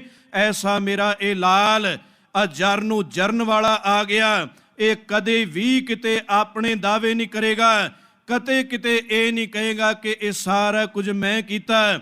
ਇਸ ਤਰ੍ਹਾਂ ਦੇ ਸਤਿਗੁਰੂ ਜੀ 9 ਸਾਲ ਦੀ ਆਰਜਾ ਇਸ ਅੰਮ੍ਰਿਤਸਰ ਸਾਹਿਬ ਦੀ ਧਰਤੀ ਤੇ ਬਤੀਤ ਕਰਦੇ ਨੇ। ਉਸ ਤੋਂ ਬਾਅਦ ਇਹ ਪਰਿਵਾਰ ਜਦੋਂ ਕਰਤਾਰਪੁਰ ਸਾਹਿਬ ਦੀ ਧਰਤੀ ਤੇ ਆਏ ਤੇ ਇੱਥੇ ਪੈਂਦੇ ਖਾਨ ਜਿਹੜਾ ਖੱਥੀ ਪਾਲਿਆ, ਉਹੀ ਇਸ ਘਰ ਦਾ ਵੈਰੀ ਬਣ ਕੇ ਆ ਜਾਂਦਾ ਹੈ। ਕਾਲੇ ਖਾਂ ਵਰਗੇ ਨਾਲ ਆਪ ਆਗੂ ਬਣ ਕੇ ਨਾਲ ਇਹ ਵੀ ਕਦੀ ਹੰਕਾਰ ਦੇ ਬੋਲ ਬੋਲਣ ਲੱਗ ਗਿਆ ਸੀ। ਜੇ ਅੰਮ੍ਰਿਤਸਰ ਸਾਹਿਬ ਦੀ ਧਰਤੀ ਤੇ ਪਹਿਲੀ ਜੰਗ ਹੋਈ, ਉਸ ਜੰਗ ਦੇ ਅੰਦਰ ਸਤਿਗੁਰੂ ਦੇ ਨਾਲ ਇਸ ਨੇ ਬਰਾਬਰਤਾ ਦਾ ਸਾਥ ਦਿੱਤਾ ਤੇ ਬਸ ਹੰਕਾਰ ਆ ਗਿਆ, ਮਾਣ ਆ ਗਿਆ, ਕਿਉਂਕਿ ਤਾਕਤ ਇਸ ਕੋਲ ਵੀ ਬੜੀ ਸੀ ਔਰ ਸਾਰੀ ਤਾਕਤ ਗੁਰੂ ਹਰਗੋਬਿੰਦ ਸਾਹਿਬ ਜੀ ਤੋਂ ਲਈ। ਇਹ ਆਪਣੇ ਹੱਥ ਦੇ ਉੱਪਰ ਜੇ ਕਿਤੇ ਕੋਈ ਮੋਹਰ ਧਰ ਲੈਂਦਾ ਹੈ ਤੇ ਮਸਲ ਦੇ ਘੁੱਟ ਕੇ ਤੇ ਉਸ ਦੇ ਨਿਸ਼ਾਨ ਮਿਟ ਜਾਂਦੇ ਸਨ। ਕਿੰਨੀ ਤਾਕਤ ਹੋਵੇਗੀ। ਤੇ ਜੇ ਕਿਤੇ ਦੋ ਪਸ਼ੂ ਆਪਸ ਅੰਦਰ ਲੜ ਪੈਂਦੇ ਨੇ, ਉਹਨਾਂ ਪਸ਼ੂਆਂ ਨੂੰ ਛਡਾਉਣ ਦੀ ਵੀ ਤਾਕਤ ਰੱਖਦਾ ਹੈ। ਜੇ ਕੋਈ ਸਾਹਮਣੇ ਆ ਕੇ ਜੰਗ ਦੇ ਅੰਦਰ ਲੜਦਾ ਹੈ ਤੇ ਉਸ ਘੋੜ ਸਵਾਰ ਉਸ ਹਮਲਾਵਰ ਨੂੰ ਇਹ ਥੱਲੇ ਹੋ ਕੇ ਘੋੜੇ ਸਮੇਤ ਚੁੱਕਣ ਦੀ ਤਾਕਤ ਰੱਖਦਾ ਹੈ। ਇੰਨੀ ਤਾਕਤ ਇਸ ਪੈਂਦੇ ਖਾਨ ਦੇ ਅੰਦਰ ਸ਼ਾਇਦ ਗੁਰੂ ਹੋਰ ਨਿਵਾਜ ਦਿੰਦਾ, ਪਰ ਇਸ ਨੂੰ ਵੀ ਹੰਕਾਰ ਮਾਰ ਗਿਆ ਕਿ ਜੇ ਮੈਂ ਪਹਿਲੇ ਜੰਗ ਅੰਦਰ ਨਾ ਹੁੰਦਾ ਅੰਮ੍ਰਿਤਸਰ ਤੇ ਸਤਿਗੁਰਾਂ ਤੋਂ ਜੰਗ ਜਿੱਤਿਆ ਨਹੀਂ ਸੀ ਜਾਣਾ। ਹੁਣ ਸਤਿਗੁਰਾਂ ਨੇ ਦੂਸਰੀ ਜੰਗ ਤੇ ਨਹੀਂ ਬੁਲਾਇਆ, ਤੀਸਰੀ ਤੇ ਵੀ ਨਹੀਂ ਬੁਲਾਇਆ, ਤੇ ਚੌਥੀ ਜੰਗ ਅੰਦਰ ਆਪ ਵੈਰੀ ਬਣ ਕੇ ਉਹਨਾਂ ਹਮਲਾਵਰਾਂ ਦਾ ਆਗੂ ਬਣ ਕੇ ਇਸ ਧਰਤੀ ਤੇ ਪਹੁੰਚਦਾ ਹੈ। ਤੇ ਉਸੇ ਨੇ ਆ ਕੇ ਹੀ ਸਤਿਗੁਰੂ ਦੇ ਨਾਲ ਵਾਅਦਾ ਕੀਤਾ। ਖੈਰ ਲੰਬਾ ਇਹ ਜ਼ਿਕਰ ਹੈ, ਇਸ਼ਾਰੇ ਮਾਤਰ ਮੈਂ ਬੇਨਤੀ ਕਰਾਂ ਕਿ ਇੱਥੇ ਆ ਕੇ ਜਦੋਂ ਸਤਿਗੁਰੂ ਦੇ ਨਾਲ ਮੁਕਾਬਲਾ ਕਰਦਾ ਹੈ ਤੇ ਸਤਿਗੁਰੂ ਨੇ ਬੇਅੰਤ ਫੌਜਾਂ ਦਾ ਘਾਣ ਕੀਤਾ, ਪੈਂਦੇ ਖਾਨ ਵਰਗੇ ਵੀ ਮਾਰੇ ਗਏ। ਤੇ ਇਸੇ ਜੰਗ ਦੇ ਅੰਦਰ ਸਾਹਿਬ ਸਤਿਗੁਰੂ ਗੁਰੂ ਤੇਗ ਬਹਾਦਰ ਸਾਹਿਬ, ਜਿਨ੍ਹਾਂ ਦੀ ਅਜੇ 12-13 ਸਾਲ ਦੀ ਆਰਜਾ ਹੈ, ਉਹ ਇਸ ਮੈਦਾਨੇ ਜੰਗ ਦੇ ਅੰਦਰ ਬਰਾਬਰਤਾ ਦਾ ਸਾਥ ਗੁਰੂ ਹਰਗੋਬਿੰਦ ਸਾਹਿਬ ਜੀ ਨੂੰ ਨਾਲ ਦਿੰਦੇ ਹਨ। ਉਸ ਤੋਂ ਪਹਿਲਾਂ ਸਨ 1632 ਅੰਦਰ ਆਨੰਦ ਕਾਰਜ ਉਹਨਾਂ ਦਾ ਮੈਂ ਹੁਣੇ ਇਸ਼ਾਰੇ ਮਾਤਰ ਬੇਨਤੀ ਕੀਤੀ ਸੀ ਕਿ ਮਾਤਾ ਗੁਜਰ ਕੌਰ ਜੀ ਦੇ ਨਾਲ ਹੋ ਚੁੱਕਾ ਹੈ। ਔਰ ਮਾਤਾ ਗੁਜਰ ਕੌਰ ਜੀ ਨੇ ਵੀ ਇਹ ਜੰਗ ਉਸ ਵਕਤ ਉੱਚੀ ਬਿਲਡਿੰਗ ਦੇ ਉੱਪਰ ਚੜ੍ਹ ਕੇ ਆਪਣੇ ਪਤੀ ਨੂੰ ਮੈਦਾਨੇ ਜੰਗ ਅੰਦਰ ਲੜਦਿਆਂ ਹੋਇਆਂ ਆਪ ਦੇਖਿਆ, ਤੇ ਉਹਨਾਂ ਅੰਦਰ ਵੀ ਉਹ ਨਿਰਭੈਤਾ, ਉਹ ਦਲੇਰੀ ਜਿਹੜੀ ਹੈ ਆ ਗਈ। ਐਵੇਂ ਨਹੀਂ, ਉਹ ਛੋਟੇ ਸਾਹਿਬਜ਼ਾਦਿਆਂ ਤੱਕ ਨਾਲ ਨਿਭ ਗਏ। ਇਹ ਘਰ ਕਹਿੰਦਾ ਭੈ ਕਾਹੂ ਕੋ ਦੇਤ ਨੈ ਭੈ ਮਾਨਤ ਆਨ, ਕਹੋ ਨਾਨਕ ਸੁਨ ਰੇ ਮਨਾ ਗਿਆਨੀ ਤਾਹੇ ਬਖਾਨ। ਜੇ ਪਿਤਾ ਦੀ ਇੰਨੀ ਬੰਦਗੀ ਹੋਵੇਗੀ ਤੇ ਮਾਤਾ ਦੀ ਵੀ ਬੰਦਗੀ ਕੋਈ ਘੱਟ ਨਹੀਂ। ਐਵੇਂ ਗੁਰੂ ਗੋਬਿੰਦ ਸਿੰਘ ਪਾਤਸ਼ਾਹ ਨੇ ਇਹ ਬੋਲ ਨਹੀਂ ਕਹਿ ਦਿੱਤੇ ਕਿ ਤਾਤ ਮਾਤ ਮੁਰ ਅਲਖ ਅਰਾਧਾ, ਬੋ ਬਿਦ ਜੋਗ ਸਾਧਨਾ ਸਾਧਾ, ਤਿਨ ਜੋ ਕਰੀ ਅਲਖ ਕੀ ਸੇਵਾ, ਤਾਤੇ ਭਏ ਪ੍ਰਸੰਨ ਗੁਰਦੇਵਾ। ਖੈਰ ਇਹ ਜੰਗ ਜਿਹੜਾ ਸੀ ਸਨ 1634 ਅੰਦਰ ਗੁਰੂ ਤੇਗ ਬਹਾਦਰ ਸਾਹਿਬ ਜੀ ਨੇ ਨਾਲ ਬਰਾਬਰ ਹੋ ਕੇ ਲੜਿਆ। ਕੁਝ ਵਿਦਵਾਨਾਂ ਦਾ ਕਥਨ ਹੈ ਕਿ ਇਸ ਤੋਂ ਪਹਿਲਾਂ ਬਹਾਦਰ ਸਾਹਿਬ ਜੀ ਨੇ ਤਲਵਾਰ ਵਾਹੀ, ਉਸ ਤੋਂ ਬਾਅਦ ਸਾਹਿਬ ਜੀ ਨੇ ਨਾਮ ਇਹਨਾਂ ਦਾ ਤੇਗ ਬਹਾਦਰ ਰੱਖ ਦਿੱਤਾ। ਕੁਝ ਵਿਦਵਾਨਾਂ ਦਾ ਕਥਨ ਹੈ ਕਿ ਬਚਪਨ ਤੋਂ ਹੀ ਨਾਮ ਇਹਨਾਂ ਦਾ ਤੇਗ ਬਹਾਦਰ ਰੱਖਿਆ ਗਿਆ। खैर ये सतगुरु नाल बराबरता का साथ देंदे रहे। कला ये नहीं कि ये गुरु तेग बहादुर साहब तेग दा वार दिल्ली दी धरती ते सह रहे ने, नहीं ये तेग भी चला सकते ने। इन्हां कोल इन्नी ताकत है कि इन्हां तो पहलां भी भावें गुरु साहिबानां नूं देख लईए, ये वखरी गल है कि असीं एक पक्ष जिहड़ा कि सतगुरु दी पावन बाणी विचों बहुतात साझा करते हैं कि गुरु अर्जुन साहिब जी 30 रागां दे अंदर बाणी उचार गए, उन्होंने बड़ी शांति दे नाल काम लिया। पर गुरु अर्जुन साहिब जी चंगी तलवार वाहुणा भी जाणदे ने। माऊ साहिब नगर दे अंदर जदों विआह कारज इन्हां दा होया सी ते इन्हां नूं जमीन दे विचों एक किला पुट्टना पै गया। खैर ये भी लंबी कहानी, इस पासे नहीं जाना। गुरु अर्जुन साहिब जी भी चंगी तलवार वाह लैंदे सन। बाबा बुढ़ा जी इस घर दे अंदर जिन्हां नूं आपां सिर्फ टोकरी ढोण तक जां गंढे दे उपर मुक्का मारन तक ही सीमित कर दिता कि इस तो अगे उन्हां कोल कोई ताकत नहीं। हाँ वो मीरी भी उन्हां कोल है, पीरी भी उन्हां कोल है। बाबा बुढ़ा जी चंगी तलवार वाहुणा भी जाणदे ने, क्योंकि उन्होंने गुरु अर्जुन साहिब जी नूं ये शस्त्र चलाउणे सिखाए। उन्होंने ही गुरु हरगोबिंद साहिब जी नूं शस्त्र चलाउणे सिखाए। उन्होंने ही गुरु तेग बहादुर साहिब जी नूं ये शस्त्र चलाउणे सिखाए। ते की बाबा बुढ़ा जी आप चंगी तलवार ना वाह सकते होणगे? जिहड़ा आप उस्ताद हैं वो घट नहीं होएगा। खैर सन 1634 अंदर ये सारा परिवार कीरतपुर साहिब की धरती ते आया। जदों इस अस्थान ते आए, हुण इस अस्थान ते गुरु हरगोबिंद साहिब जी प्रचार करते ने। 10 साल इस अस्थान ते गुरु हरगोबिंद साहिब जी कीरतपुर साहिब विचर रहे ने। सन 1644 दे अंदर गुरु हरगोबिंद पातशाह जी जोती जोत समाउण लगे ने ते उस वक्त ये दात जोत 7वें पातशाह गुरु हर राय साहिब ये उन्हां नूं दात जोत बख्श देंदे ने। ते कोल बैठे ने गुरु तेग बहादुर साहिब जी दे माता नानकी जी। उन्होंने बचन किया कि मेरे इस लाल तेग बहादुर दा की बनेगा। इन्हां दी बड़ी बंदगी, इन्हां दा बड़ा सिमरन, ये किसे दे नाल वध नहीं बोलते। इन्हां दी वारी कदों आवेगी? ते उस वक्त गुरु हरगोबिंद साहिब जी ने एक इशारे मात्र बेनती कर दी, नानकी तैनू इस बच्चे की चिंता पई हुई है। इस बच्चे दे घर अंदर, इस दे परिवार अंदर इन्नियां वड्डियां रहमतां वापर जाणियां ने कि अज तक कोई भी संसार दे अंदर वो कार्य नहीं कर सकिया। कि इशारा गुरु गोबिंद सिंह पातशाह वल ते गुरु गोबिंद सिंह पातशाह दे अगे 4 साहिबजादियां वल इशारा से। किसी विद्वान ने बोल साझे कीते, कहन लगे थोड़े दिनां विच फुੱਲ इस दे खिलर जाणगे इउं संसार अंदर। कोई चांदनी चौंक नूं भाग लासे, चढ़ के देश दे दर्द प्यार अंदर। महक उठेगी चमकौर दी जू सारी, टुटे फुੱਲ जद सुरत बहार अंदर। अध खेड़ के टाणियां तो तोड़ के चिण देवेगा कोई दीवार अंदर। बनी रहेगी सदा बहार इसते, लागे खिजा ने एदे कदी टुकना नहीं। लगी ओड़ ते इन्ने सुकना नहीं, क्योंकि खून शहीदां दा मुकना नहीं। इन्नी लंबी लाइन इस घर दे अंदर लग जाएगी। खैर ये परिवार सतगुरु दे कुछ बचनां नूं सुणदा है। साहिब जी ने एक कटार दित्ती, एक रमाल दिता, एक साहिब जी ने पोथी दित्ती ते कहन लगे हुण इत्थे नहीं रहना, हुण बाबे बकाले दी धरती ते चले जाओ। सन 1644 अंदर गुरु हरगोबिंद साहिब सचखंड प्याना कर रहे ने ते ये परिवार बाबे बकाले दी धरती ते आ जांदा है। हुण सन 1644 तो लैके 64 तक आप जी ने गिण लैना 20-21 साल का यह समा बनना है। तो साडे कुछ विद्वान जिहड़े हन उन्होंने किताबां विच भी जां कुछ दंद कथा भी ये कह देंदी है कि 26 साल ते कुछ महीने कुछ दिन गुरु तेग बहादुर साहिब जी बाबे बकाले दी धरती ते भौरे अंदर बंदगी करते रहे। पर यह तो इन्ने साल बनते ही कोई नहीं, सिर्फ 20 साल का समा बनता है। 26 सालों का तो यह समा बनता ही नहीं। खैर आप विचार लेना, सन 1644 अंदर ये परिवार ਇਸ ਧਰਤੀ ਬਾਬੇ ਬਕਾਲੇ ਦੀ ਤੇ ਆਏ ਤੇ ਇਥੋਂ ਵੀ ਕਈ ਵਾਰ ਸਤਿਗੁਰੂ ਗੁਰੂ ਤੇਗ ਬਹਾਦਰ ਸਾਹਿਬ, ਕਿਉਂਕਿ ਦਾਤ ਜੋਤ 7ਵੇਂ ਪਾਤਸ਼ਾਹ ਅੰਦਰ ਕੀਰਤਪੁਰ ਸਾਹਿਬ ਦੀ ਧਰਤੀ ਤੇ ਵਰਤ ਰਹੀ ਏ ਤੇ ਕਈ ਵਾਰ ਗੁਰੂ ਤੇਗ ਬਹਾਦਰ ਸਾਹਿਬ ਜੀ ਕੀਰਤਪੁਰ ਸਾਹਿਬ ਦੀ ਧਰਤੀ ਤੇ 7ਵੇਂ ਪਾਤਸ਼ਾਹ ਨੂੰ ਮਿਲਣ ਵਾਸਤੇ ਜਾਂਦੇ ਰਹੇ। ਭੱਟ ਵਈਆਂ ਦਾ ਇਹ ਕਥਨ ਹੈ ਕਿ ਉਸ ਅਸਥਾਨ ਤੇ ਜਾਂਦੇ ਨੇ, ਜੇ ਸਤਿਗੁਰੂ ਜੀ ਕੋਈ ਸੇਵਾ ਲਾਉਂਦੇ ਨੇ ਆਲੇ ਦੁਆਲੇ ਪ੍ਰਚਾਰ ਕਰਨ ਦੀ, ਤੇ ਇਹ ਆਲੇ ਦੁਆਲੇ ਪੰਜਾਬ ਤੋਂ ਬਾਹਰ ਵੀ ਇਹ ਮਥੁਰਾ ਦਾ ਇਲਾਕਾ, ਹਰਿਦੁਆਰ ਦੀ ਧਰਤੀ, ਇੱਥੋਂ ਤੱਕ ਕਿ ਪਟਨਾ ਸਾਹਿਬ ਵੱਲ ਵੀ ਇਹ ਪਹਿਲਾਂ ਵੀ ਹੋ ਆਏ ਸਨ ਔਰ ਇਹ ਸਾਰੀ ਸੇਵਾ ਗੁਰੂ ਹਰਿਰਾਏ ਸਾਹਿਬ ਜੀ ਨੇ ਲਾਈ ਸੀ। ਕਈ ਵਾਰ ਇਸ ਤਰ੍ਹਾਂ ਇਹ ਪ੍ਰਚਾਰਕ ਦੌਰਿਆਂ ਤੇ ਨਿਕਲਦੇ ਰਹੇ।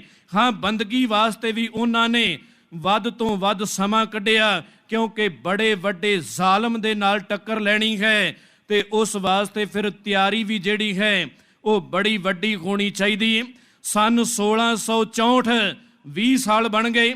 ਇੱਧਰੋਂ ਗੁਰੂ ਹਰਕ੍ਰਿਸ਼ਨ ਪਾਤਸ਼ਾਹ ਦਿੱਲੀ ਦੀ ਧਰਤੀ ਤੇ ਜੋ ਚੱਲ ਰਹੀ ਬਿਮਾਰੀ ਦੇ ਕਾਰਨ ਸਤਿਗੁਰੂ ਜੀ ਆਪਾ ਵੀ ਸੰਕੋਚਦੇ ਹਨ ਤੇ ਉਸ ਵਕਤ ਨਾਲ ਬਚਨ ਕਰਦੇ ਨੇ ਕਿ ਬਾਬਾ ਬਸੇ ਗ੍ਰਾਮ ਬਕਾਲੇ, ਬਨ ਗੁਰ ਸੰਗਤ ਸਕਲ ਸੰਭਾਲੇ, ਕਿ ਹੁਣ ਅਗਲਾ ਗੁਰੂ ਬਾਬੇ ਬਕਾਲੇ ਦੀ ਧਰਤੀ ਤੇ ਹੈ। ਤੇ ਇਥੋਂ ਜਦੋਂ ਪਖੰਡੀ ਸੁਣਦੇ ਨੇ ਪੌਣੇ 4 ਮਹੀਨਿਆਂ ਦਾ ਸਮਾਂ ਪੈ ਜਾਂਦਾ ਹੈ। ਇਹ ਨਹੀਂ ਕਿ ਨਾਲ ਦੀ ਨਾਲ ਬਾਬੇ ਬਕਾਲੇ ਦੀ ਧਰਤੀ ਤੇ ਗੁਰੂ ਤੇਗ ਬਹਾਦਰ ਸਾਹਿਬ ਪ੍ਰਗਟ ਕਰ ਦਿੱਤੇ ਗਏ। ਪੌਣੇ 4 ਮਹੀਨਿਆਂ ਦਾ ਇਹ ਸਮਾਂ ਬਣਦਾ ਹੈ। ਪੌਣੇ 4 ਮਹੀਨੇ ਕਰਮ ਕਾਂਡੀਆਂ ਨੇ। ਇਸ ਘਰ ਦੇ ਵਿੱਚੋਂ ਦਾਅਵੇਦਾਰ ਜਿਹੜੇ ਸੋਢੀਆਂ ਵਰਗੇ, ਧੀਰਮਲ ਵਰਗੇ, ਉਹ ਸਾਰੇ ਪੈਦਾ ਉਹ ਉਸ ਅਸਥਾਨ ਤੇ ਪਹੁੰਚਦੇ ਨੇ, ਕਿਉਂਕਿ ਧੀਰਮਲ ਦੇ ਸਹੁਰਿਆਂ ਦਾ ਵੀ ਇਹ ਨਗਰ ਬਾਬਾ ਬਕਾਲਾ ਹੀ ਹੈ ਤੇ ਉਹ ਵੀ ਇਸ ਅਸਥਾਨ ਤੇ ਪਹੁੰਚ ਜਾਂਦਾ ਹੈ। ਉਸ ਨੇ ਵੀ ਰੱਜ ਰੱਜ ਕੇ ਪਖੰਡ ਖਿਲਾਰਿਆ। ਆਖਰ ਸੰਗਤਾਂ ਵਿਆਕੁਲ ਹੋਈਆਂ ਤੇ ਇਸ ਦਿੱਲੀ ਦੀ ਧਰਤੀ ਤੋਂ ਇੱਥੋਂ ਦਰਗਾਹ ਮੱਲ ਵਰਗੇ, ਇੱਥੇ ਮੁਨਸ਼ੀ ਕਲਿਆਣ ਸਿੰਘ ਵਰਗੇ, ਕਲਿਆਣ ਦਾਸ ਵਰਗੇ ਉਹ ਸਿੰਘ ਤੇ ਇਹਨਾਂ ਦੇ ਨਾਲ ਇੱਕ ਬਾਬਾ ਬੁੱਢਾ ਜੀ ਦੇ ਪਰਿਵਾਰ ਵਿੱਚੋਂ, ਕਿਉਂਕਿ ਜਦੋਂ ਵੀ ਗੁਰਤਾ ਗੱਦੀ ਦੀ ਦਾਤ ਅੱਗੇ ਅੱਗੇ ਗਈ ਤੇ ਇਹ ਸਾਰੀ ਰਸਮ ਬਾਬਾ ਬੁੱਢਾ ਜੀ ਦਾ ਪਰਿਵਾਰ ਕਰਦਾ ਰਿਹਾ। ਪਹਿਲਾਂ ਬਾਬਾ ਬੁੱਢਾ ਜੀ ਇਹ ਸੇਵਾ ਨਿਭਾਉਂਦੇ ਰਹੇ। ਉਹਨਾਂ ਤੋਂ ਬਾਅਦ ਉਹਨਾਂ ਦੇ ਸਪੁੱਤਰ ਭਾਈ ਭਾਨਾ ਜੀ, ਭਾਈ ਭਾਨਾ ਜੀ ਤੋਂ ਬਾਅਦ ਭਾਈ ਸਰਵਣ ਜੀ, ਭਾਈ ਸਰਵਣ ਜੀ ਤੋਂ ਬਾਅਦ ਅੱਗੇ ਜਾ ਕੇ ਫਿਰ ਭਾਈ ਗੁਰਦਿੱਤਾ ਜੀ ਹਨ, ਜਿਨ੍ਹਾਂ ਨੇ ਗੁਰੂ ਤੇਗ ਬਹਾਦਰ ਸਾਹਿਬ ਜੀ ਨੂੰ ਬਾਬੇ ਬਕਾਲੇ ਦੀ ਧਰਤੀ ਤੇ ਇਹਨਾਂ 3-4 ਸਿੱਖਾਂ ਨੇ ਜਾ ਕੇ ਗੁਰਤਾ ਗੱਦੀ ਦੀ ਦਾਤ ਬਖਸ਼ੀ ਤੇ ਗੁਰੂ ਪ੍ਰਗਟ ਕੀਤਾ। ਇੱਥੇ ਹੀ ਮੱਖਣ ਸ਼ਾਹ ਵਰਗੇ ਪਹੁੰਚਦੇ ਨੇ। ਉਹਨਾਂ ਵੀ ਕਦੀ ਅਰਦਾਸ ਕੀਤੀ ਸੀ ਸੂਰਤ ਦੀ ਬੰਦਰਗਾਹ ਤੇ ਕਿ ਬੇੜਾ ਡੁੱਬਦਾ ਜਾ ਰਿਹਾ, ਹੁਣ ਤੂੰ ਕਿਨਾਰੇ ਲਾ ਦੇ। ਆਖਰ ਉਹ ਵੀ ਅਰਦਾਸ ਬੇਨਤੀ ਪ੍ਰਵਾਨ ਹੋਈ ਤੇ ਅੱਜ ਜਦੋਂ ਬਾਬੇ ਬਕਾਲੇ ਦੀ ਧਰਤੀ ਤੇ ਦਸਵੰਧ ਦੇਣ ਵਾਸਤੇ ਪਹੁੰਚੇ ਨੇ, ਕਿਉਂਕਿ ਉਹਨਾਂ ਨੇ ਅਰਦਾਸ 8ਵੇਂ ਪਾਤਸ਼ਾਹ ਦੇ ਕੋਲ ਕੀਤੀ ਸੀ। 8ਵੇਂ ਪਾਤਸ਼ਾਹ ਦੇ ਕੋਲ ਅਰਦਾਸ ਕਰਨ ਕਰਕੇ ਹੀ ਬਾਬੇ ਬਕਾਲੇ ਦੀ ਧਰਤੀ ਤੇ ਜਾ ਕੇ ਗੁਰੂ ਤੇਗ ਬਹਾਦਰ ਪਛਾਣੇ ਨਹੀਂ ਗਏ। ਜੇ ਗੁਰੂ ਤੇਗ ਬਹਾਦਰ ਸਾਹਿਬ ਜੀ ਕੋਲ ਅਰਦਾਸ ਕਰਕੇ ਜਾਂਦਾ ਤੇ ਕਦੀ ਵੀ ਉੱਥੇ ਪਛਾਣਨ ਲੱਗਿਆਂ ਗਲਤੀ ਨਾ ਲੱਗਦੀ। ਆਖਰ ਪਤਾ ਲੱਗਦਾ ਗੁਰੂ ਹਰਕ੍ਰਿਸ਼ਨ ਪਾਤਸ਼ਾਹ ਜੋਤੀ ਜੋਤ ਸਮਾ ਗਏ। ਇਹ ਦਾਤ ਜੋਤ ਗੁਰੂ ਤੇਗ ਬਹਾਦਰ ਸਾਹਿਬ ਦੇ ਕੋਲ, ਉੱਥੇ ਜਾ ਕੇ ਪਖੰਡੀਆਂ ਅੱਗੇ ਫਿਰ 2-2, ਕੁਝ ਵਿਦਵਾਨ ਕਹਿੰਦੇ ਨੇ 5-5 ਮੋਹਰਾਂ ਰੱਖੀਆਂ ਤੇ ਜਾ ਕੇ ਉਸ ਅਸਥਾਨ ਤੇ ਸਾਰਿਆਂ ਅੱਗੇ ਇਹ ਭੇਟਾ ਕਰ ਦਿੱਤੀਆਂ, ਪਰ ਕਿਸੇ ਨੇ ਵੀ ਰੂਹਾਨੀਅਤ ਦੀ ਕੋਈ ਗੱਲ ਹੀ ਨਹੀਂ ਕੀਤੀ। ਸਾਰੇ ਸੁੱਖ ਸ਼ਾਂਤੀ ਤੱਕ ਸੀਮਤ ਹਨ। ਮੈਂ ਸਵੇਰੇ ਵੀ ਬੋਲਾਂ ਦੀ ਸਾਂਝ ਕਰ ਰਿਹਾ ਸਾਂ ਕਿ ਸਤਿਗੁਰੂ ਦਾ ਘਰ ਸੁੱਖ ਸ਼ਾਂਤੀ ਤੱਕ ਸਾਨੂੰ ਸੀਮਤ ਨਹੀਂ ਕਰਦਾ। ਵੈਸੇ ਅਸੀਂ ਬਹੁਤਾਤ ਅੱਜ ਸੁੱਖ ਸ਼ਾਂਤੀਆਂ ਤੱਕ ਹੀ ਸੀਮਤ ਹੋਈ ਜਾਂਦੇ ਹਾਂ। ਫਲਾਣਾ ਪਰਿਵਾਰ, ਇਸ ਨੂੰ ਵੀ ਸੁੱਖ ਸ਼ਾਂਤੀ, ਫਲਾਣਾ ਪਰਿਵਾਰ, ਇਸ ਨੂੰ ਵੀ ਸੁੱਖ ਸ਼ਾਂਤੀ, ਤੇ ਫਿਰ ਭਾਣੇ ਦੀਆਂ ਗੱਲਾਂ ਕੌਣ ਕਰੇਗਾ, ਹੁਕਮ ਦੀਆਂ ਗੱਲਾਂ ਕੌਣ ਕਰੇਗਾ। ਇਹ ਘਰ ਕਹਿੰਦਾ ਸੁੱਖ ਵੀ ਚੱਲੇਗਾ, ਦੁੱਖ ਵੀ ਚੱਲੇਗਾ, ਇਹਨਾਂ ਨੂੰ ਬਰਾਬਰ ਹੰਡਾਉਣਾ ਪੈਣਾ ਹੈ। ਜਦੋਂ ਆਪਾਂ ਕਈ ਵਾਰ ਗੱਡੀ ਤੇ ਪੰਕਤੀ ਲਿਖ ਲੈਂਦੇ ਹਾਂ, ਇਹ ਪੇ ਦਾਤ ਤੇਰੀ ਦਾਤਾਰ, ਪਰ ਇਹ ਪੰਕਤੀ ਸੰਪੂਰਨ ਨਹੀਂ। ਜਦੋਂ ਆਪਾਂ ਕਈ ਵਾਰ ਅੱਧੀਆਂ ਪੰਕਤੀਆਂ ਲੈ ਲੈਂਦੇ ਹਾਂ ਤੇ ਉਹਨਾਂ ਦੇ ਅਰਥ ਸਾਨੂੰ ਸਮਝ ਨਹੀਂ ਆਉਂਦੇ। ਉਸ ਤੋਂ ਪਹਿਲਾਂ ਜਿਹੜੇ ਬੋਲ ਗੁਰੂ ਨਾਨਕ ਸਾਹਿਬ ਨੇ ਕਹੇ, ਕਹਿਣ ਲੱਗੇ ਕੇਤੀਆਂ ਦੁੱਖ ਭੂਖ ਸਦ ਮਾਰ, ਦੁੱਖ ਵੀ ਆਏਗਾ, ਸੁੱਖ ਵੀ ਆਏਗਾ, ਭੁੱਖਮਰੀ ਵੀ ਪੈ ਸਕਦੀ ਏ। ਕੇਤੀਆਂ ਦੁੱਖ ਭੂਖ ਸਦ ਮਾਰ, ਪਰ ਜਪਨ ਵਾਲਾ ਕਹਿੰਦਾ ਏ ਪੇ ਦਾਤ ਤੇਰੀ ਦਾਤਾਰ। ਭਾਵੇਂ ਸੁੱਖ ਦੇ ਦੇ, ਭਾਵੇਂ ਦੁੱਖ ਦੇ ਦੇ। ਗੁਰੂ ਤੇਗ ਬਹਾਦਰ ਸਾਹਿਬ ਜੀ ਦੇ ਸ਼ਲੋਕ ਪੜ੍ਹਦੇ ਆ ਤੇ ਉੱਥੇ ਸਾਹਿਬ ਕਹਿਣ ਲੱਗੇ, ਜਤਨ ਬਹੁਤ ਸੁੱਖ ਕੇ ਕੀਏ, ਦੁੱਖ ਕੋ ਕੀਓ ਨਾ ਕੋਏ। ਦੁੱਖ ਦੀ ਇਨਸਾਨ ਤਿਆਰੀ ਕੋਈ ਨਹੀਂ ਕਰਦਾ, ਇਸੇ ਕਰਕੇ ਹੀ ਅਖੀਰ ਤੇ ਫਿਰ ਪਛਤਾਉਣਾ ਪੈਂਦਾ ਹੈ। ਜੇ ਸਾਹਿਬ ਦੇ ਇਹਨਾਂ ਬੋਲਾਂ ਨੂੰ ਪੜ੍ਹਦੇ ਆ ਕਿ ਜੇ ਸੁਖ ਦੇ ਤਾਂ ਤੁਝੇ ਅਰਾਧੀ, ਦੁੱਖ ਵੀ ਤੁਝੇ ਧਿਆਈ। ਜੇ ਭੁੱਖ ਦੇ ਤਾਂ ਇਤ ਹੀ ਰਾਜਾਂ, ਦੁੱਖ ਵਿੱਚ ਸੂਖ ਮਨਾਈ। ਕਿੰਨੀ ਵਾਰੀ ਦੁੱਖ ਸ਼ਬਦ ਪਾਵਨ ਬਾਣੀ ਅੰਦਰ ਆ ਰਿਹਾ ਹੈ। ਸਾਹਿਬ ਕਹਿਣ ਲੱਗੇ ਸੁੱਖ ਵੀ ਆਉਣਾ ਹੈ, ਦੁੱਖ ਵੀ ਆਉਣਾ ਹੈ, ਪਰ ਇਹਨਾਂ ਨੂੰ ਜਰਨ ਦੀ ਕਿਤੇ ਜਾ ਸਿੱਖ ਲੈ। ਆਇਆ ਹੋਇਆ ਮੱਖਣ ਸ਼ਾਹ ਇਸ ਘਰ ਅੰਦਰ। ਫਿਰ ਅਰਦਾਸ ਬੇਨਤੀ ਕਰਦਾ, ਸਤਿਗੁਰੂ ਕਦੀ ਬਾਹਰ ਦਾ ਬੇੜਾ ਡੁੱਬਿਆ, ਤੂੰ ਉਹ ਕਿਨਾਰੇ ਲਾ ਦਿੱਤਾ। ਹੁਣ ਮਨ ਦਾ ਬੇੜਾ ਡੁੱਬਦਾ ਜਾ ਰਿਹਾ, ਸਮਝ ਨਹੀਂ ਪੈਂਦੀ ਕਿਹੜਾ ਗੁਰੂ।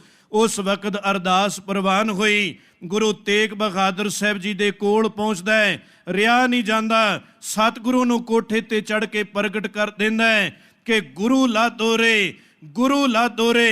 ਇਹ ਸੰਗਤ ਗੁਰੂ ਲੱਭ ਚੁੱਕਿਆ ਹੈ, ਆ ਕੇ ਇਹਨਾਂ ਨੂੰ ਨਮਸਕਾਰ ਕਰੋ। ਇਹ ਸਨ 1664 ਦਾ ਜ਼ਿਕਰ ਹੈ। ਸਨ 1665 ਅੰਦਰ ਸਤਿਗੁਰੂ ਜੀ ਆਨੰਦਪੁਰ ਸਾਹਿਬ ਨਗਰ ਵਸਾ ਲੈਂਦੇ ਨੇ।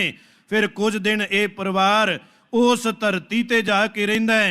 ਉਸ ਸਨ 1665 ਤੋਂ ਲੈ ਕੇ ਸਨ 1675 ਫਿਰ 10-11 ਸਾਲ ਦਾ ਸਮਾਂ ਬਣਦਾ ਹੈ।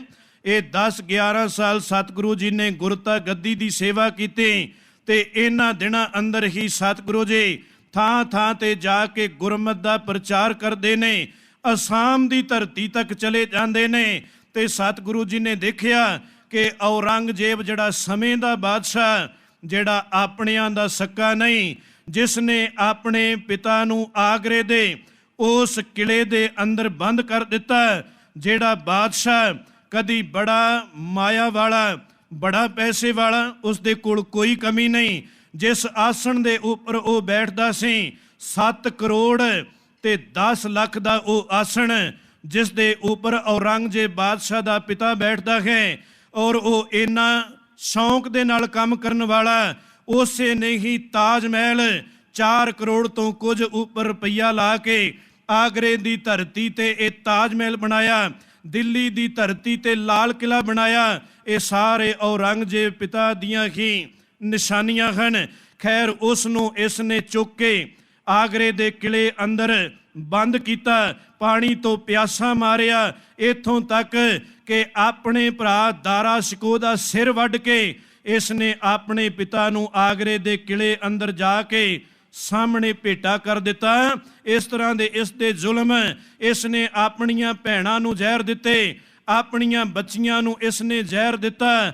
ਇਹ ਬੜਾ ਵੱਡਾ ਜ਼ਾਲਮ ਬਾਦਸ਼ਾਹ ਹੋਇਆ। ਇਹ ਇਕੱਲਾ ਹਿੰਦੂ ਧਰਮ ਦਾ ਵੈਰੀ ਨਹੀਂ, ਇਹ ਤੇ ਸਭ ਦਾ ਹੀ ਵੈਰੀ ਹੋਇਆ ਹੈ।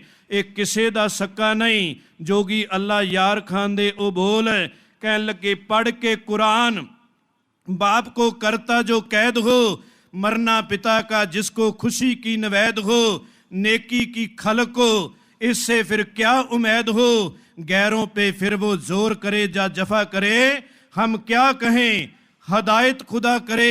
इस ਨੂੰ खुदा ही समझा सकता है, नहीं तो ये किसी दे कहने अंदर आउण वाला नहीं। ਉਹ ਜ਼ਾਲਮ ਬਾਦਸ਼ਾਹ ਜਿਸਨੇ ਹਿੰਦੂ ਧਰਮ ਦੇ ਉੱਪਰ ਬੜੀ ਵੱਡੀ ਬਿਪਤਾ ਪਾਈ ਹੋਈ ਹੈ, ਤੇ ਗੁਰੂ ਤੇਗ ਬਹਾਦਰ ਸਾਹਿਬ ਜੀ ਜਿਨ੍ਹਾਂ ਨੇ, ਕਿਉਂਕਿ ਇਹ ਸਤਿਗੁਰੂ ਦਾ ਘਰ ਸ਼ੁਰੂ ਤੋਂ ਲੈ ਕੇ ਹੀ ਪਰ ਉਪਕਾਰ ਕਰਦਾ ਆਉਂਦਾ ਹੈ, ਭਾਵੇਂ ਉਹ ਗੁਰੂ ਨਾਨਕ ਸਾਹਿਬ ਦੇ ਰੂਪ ਅੰਦਰ ਕੀਤਾ ਹੋਵੇ, ਭਾਵੇਂ ਕਿਸੇ ਹੋਰ ਗੁਰੂ ਸਾਹਿਬਾਨ ਦੇ ਰੂਪ ਅੰਦਰ ਕੀਤਾ, ਇਹ ਸਤਿਗੁਰੂ ਦਾ ਘਰ ਪਰ ਉਪਕਾਰ ਕਰਦਾ ਹੀ ਆ ਰਿਹਾ ਹੈ। ਅੱਜ 9ਵਾਂ ਜਾਮਾ ਹੈ। 9ਵੇਂ ਜਾਮੇ ਅੰਦਰ ਗੁਰੂ ਤੇਗ ਬਹਾਦਰ ਸਾਹਿਬ ਜੀ ਨੇ ਦੇਖਿਆ ਕਿ ਇਹ ਹਿੰਦੂਆਂ ਦੇ ਮੰਦਰ ਥਾਂ ਥਾਂ ਤੇ ਢਾਈ ਜਾ ਰਿਹਾ ਹੈ, ਮਹਿੰਗੇ ਤੋਂ ਮਹਿੰਗੇ ਮੰਦਰ ਇਹ ਤੋੜੀ ਜਾ ਰਿਹਾ ਹੈ। ਇਸ ਕਰਕੇ ਸਤਿਗੁਰੂ ਜੀ ਨੇ ਇਹਨਾਂ ਦੀ ਭਾਸ਼ਾ ਦੇ ਅੰਦਰ, ਕਿਉਂਕਿ ਹਿੰਦੁਸਤਾਨ ਦੇ ਲੋਕ ਹਿੰਦੀ ਸਮਝਦੇ ਸਨ, ਤੇ ਗੁਰੂ ਤੇਗ ਬਹਾਦਰ ਸਾਹਿਬ ਜੀ ਨੇ ਸਾਰੀ ਬਾਣੀ ਹਿੰਦੀ ਦੇ ਅੰਦਰ ਰਚ ਦਿੱਤੀ। ਕਿਉਂਕਿ ਜਦੋਂ ਆਪਾਂ ਪਹਿਲੇ ਰਾਗਾਂ ਅੰਦਰ देखते हैं 30 रागां अंदर साहब जी ने बाणी रची, ते जेड़ा अगे 31वां राग ते गुरु तेग बहादुर साहब दी 15 रागां दी बाणी। वैसे ये 17 राग बन जाते ने। गुरु के कीर्तनीए बैठे ने, भावें बाणी 15 रागां अंदर है। जिस वक्त आपां तिलंग राग नूं पढ़ते हैं उस दे नाल काफ़ी आ जाती है। जिस वक्त बसंत नूं पढ़ते हैं तो उस वक्त नाल हिंडोल राग आ जाता है। इस तरह करके ये 17 राग बन जाते ने। 17 रागां दे अंदर सतगुरु जी ने 59 शब्द रच दिते। 57 श्लोक जिहड़े सन वो 12 ते वधीक, जिन्हां नूं भोग दे श्लोक कहा जाता है। ये सारी बाणी हिंदी भाषा दे अंदर और सारी बाणी नूं बाद अंदर पहला प्रकाश सन 1604 दे अंदर होया, 4 दे अंदर होया। उस तो बाद सन 1706 दे अंदर 102 सालां दा समा बनदा है। सन 1706 दे अंदर दमदमा साहब दी धरती ते गुरु गोबिंद सिंह पातशाह जी ने अपने पिता जी दी सारी बाणी फिर ये गुरु ग्रंथ साहब जी दे अंदर दर्ज कीती। खैर सारी बाणी हिंदी भाषा दे अंदर ते सतगुरु थां थां ते जाके समझा रहे सन। कहंदे डोलो ना, हिम्मत रखी जाए, ये बादशाह तुहाडा कुछ नहीं बिगाड़ सकता। जिस वक्त तुसीं बल अपना हार जाओगे, जिस वक्त अपनी शरीरक तौर ते छड्ड दिओगे ताकत, तो फिर कोई भी तुहानूं दबा सकता है। इस करके हिम्मत रखी जाए, इस करके कुछ दलेरी रखी जाए। तां ही सतगुरु दे घर ने तलवार चुकी सी कि ये जालम बाज नहीं आउंदे। इन्हां नूं सबक जिहड़ा कि हुण तलवारां दे नाल सिखाउणा पएगा। खैर जिस वक्त हिंदू धर्म के उपर ये बिपता पाउण वाला औरंगजेब बादशाह दिनों दिन हद टपदा जाए, उस वक्त फिर कश्मीरी बामण जिहड़े सन वो सारे इकट्ठे हो के कृपा राम जी के रूप अंदर जिहड़े गुरु गोबिंद सिंह पातशाह दे संस्कृत के टीचर हैं वो नाल इन्हां दी अगवाई करते हुए इस आनंदपुर साहब की धरती ते आउंदे ने। मैं शहीदी का कोई बहुता विस्तार नहीं, क्योंकि अज आपां सतगुरु का प्रकाश दिहाड़ा मना रहे हैं।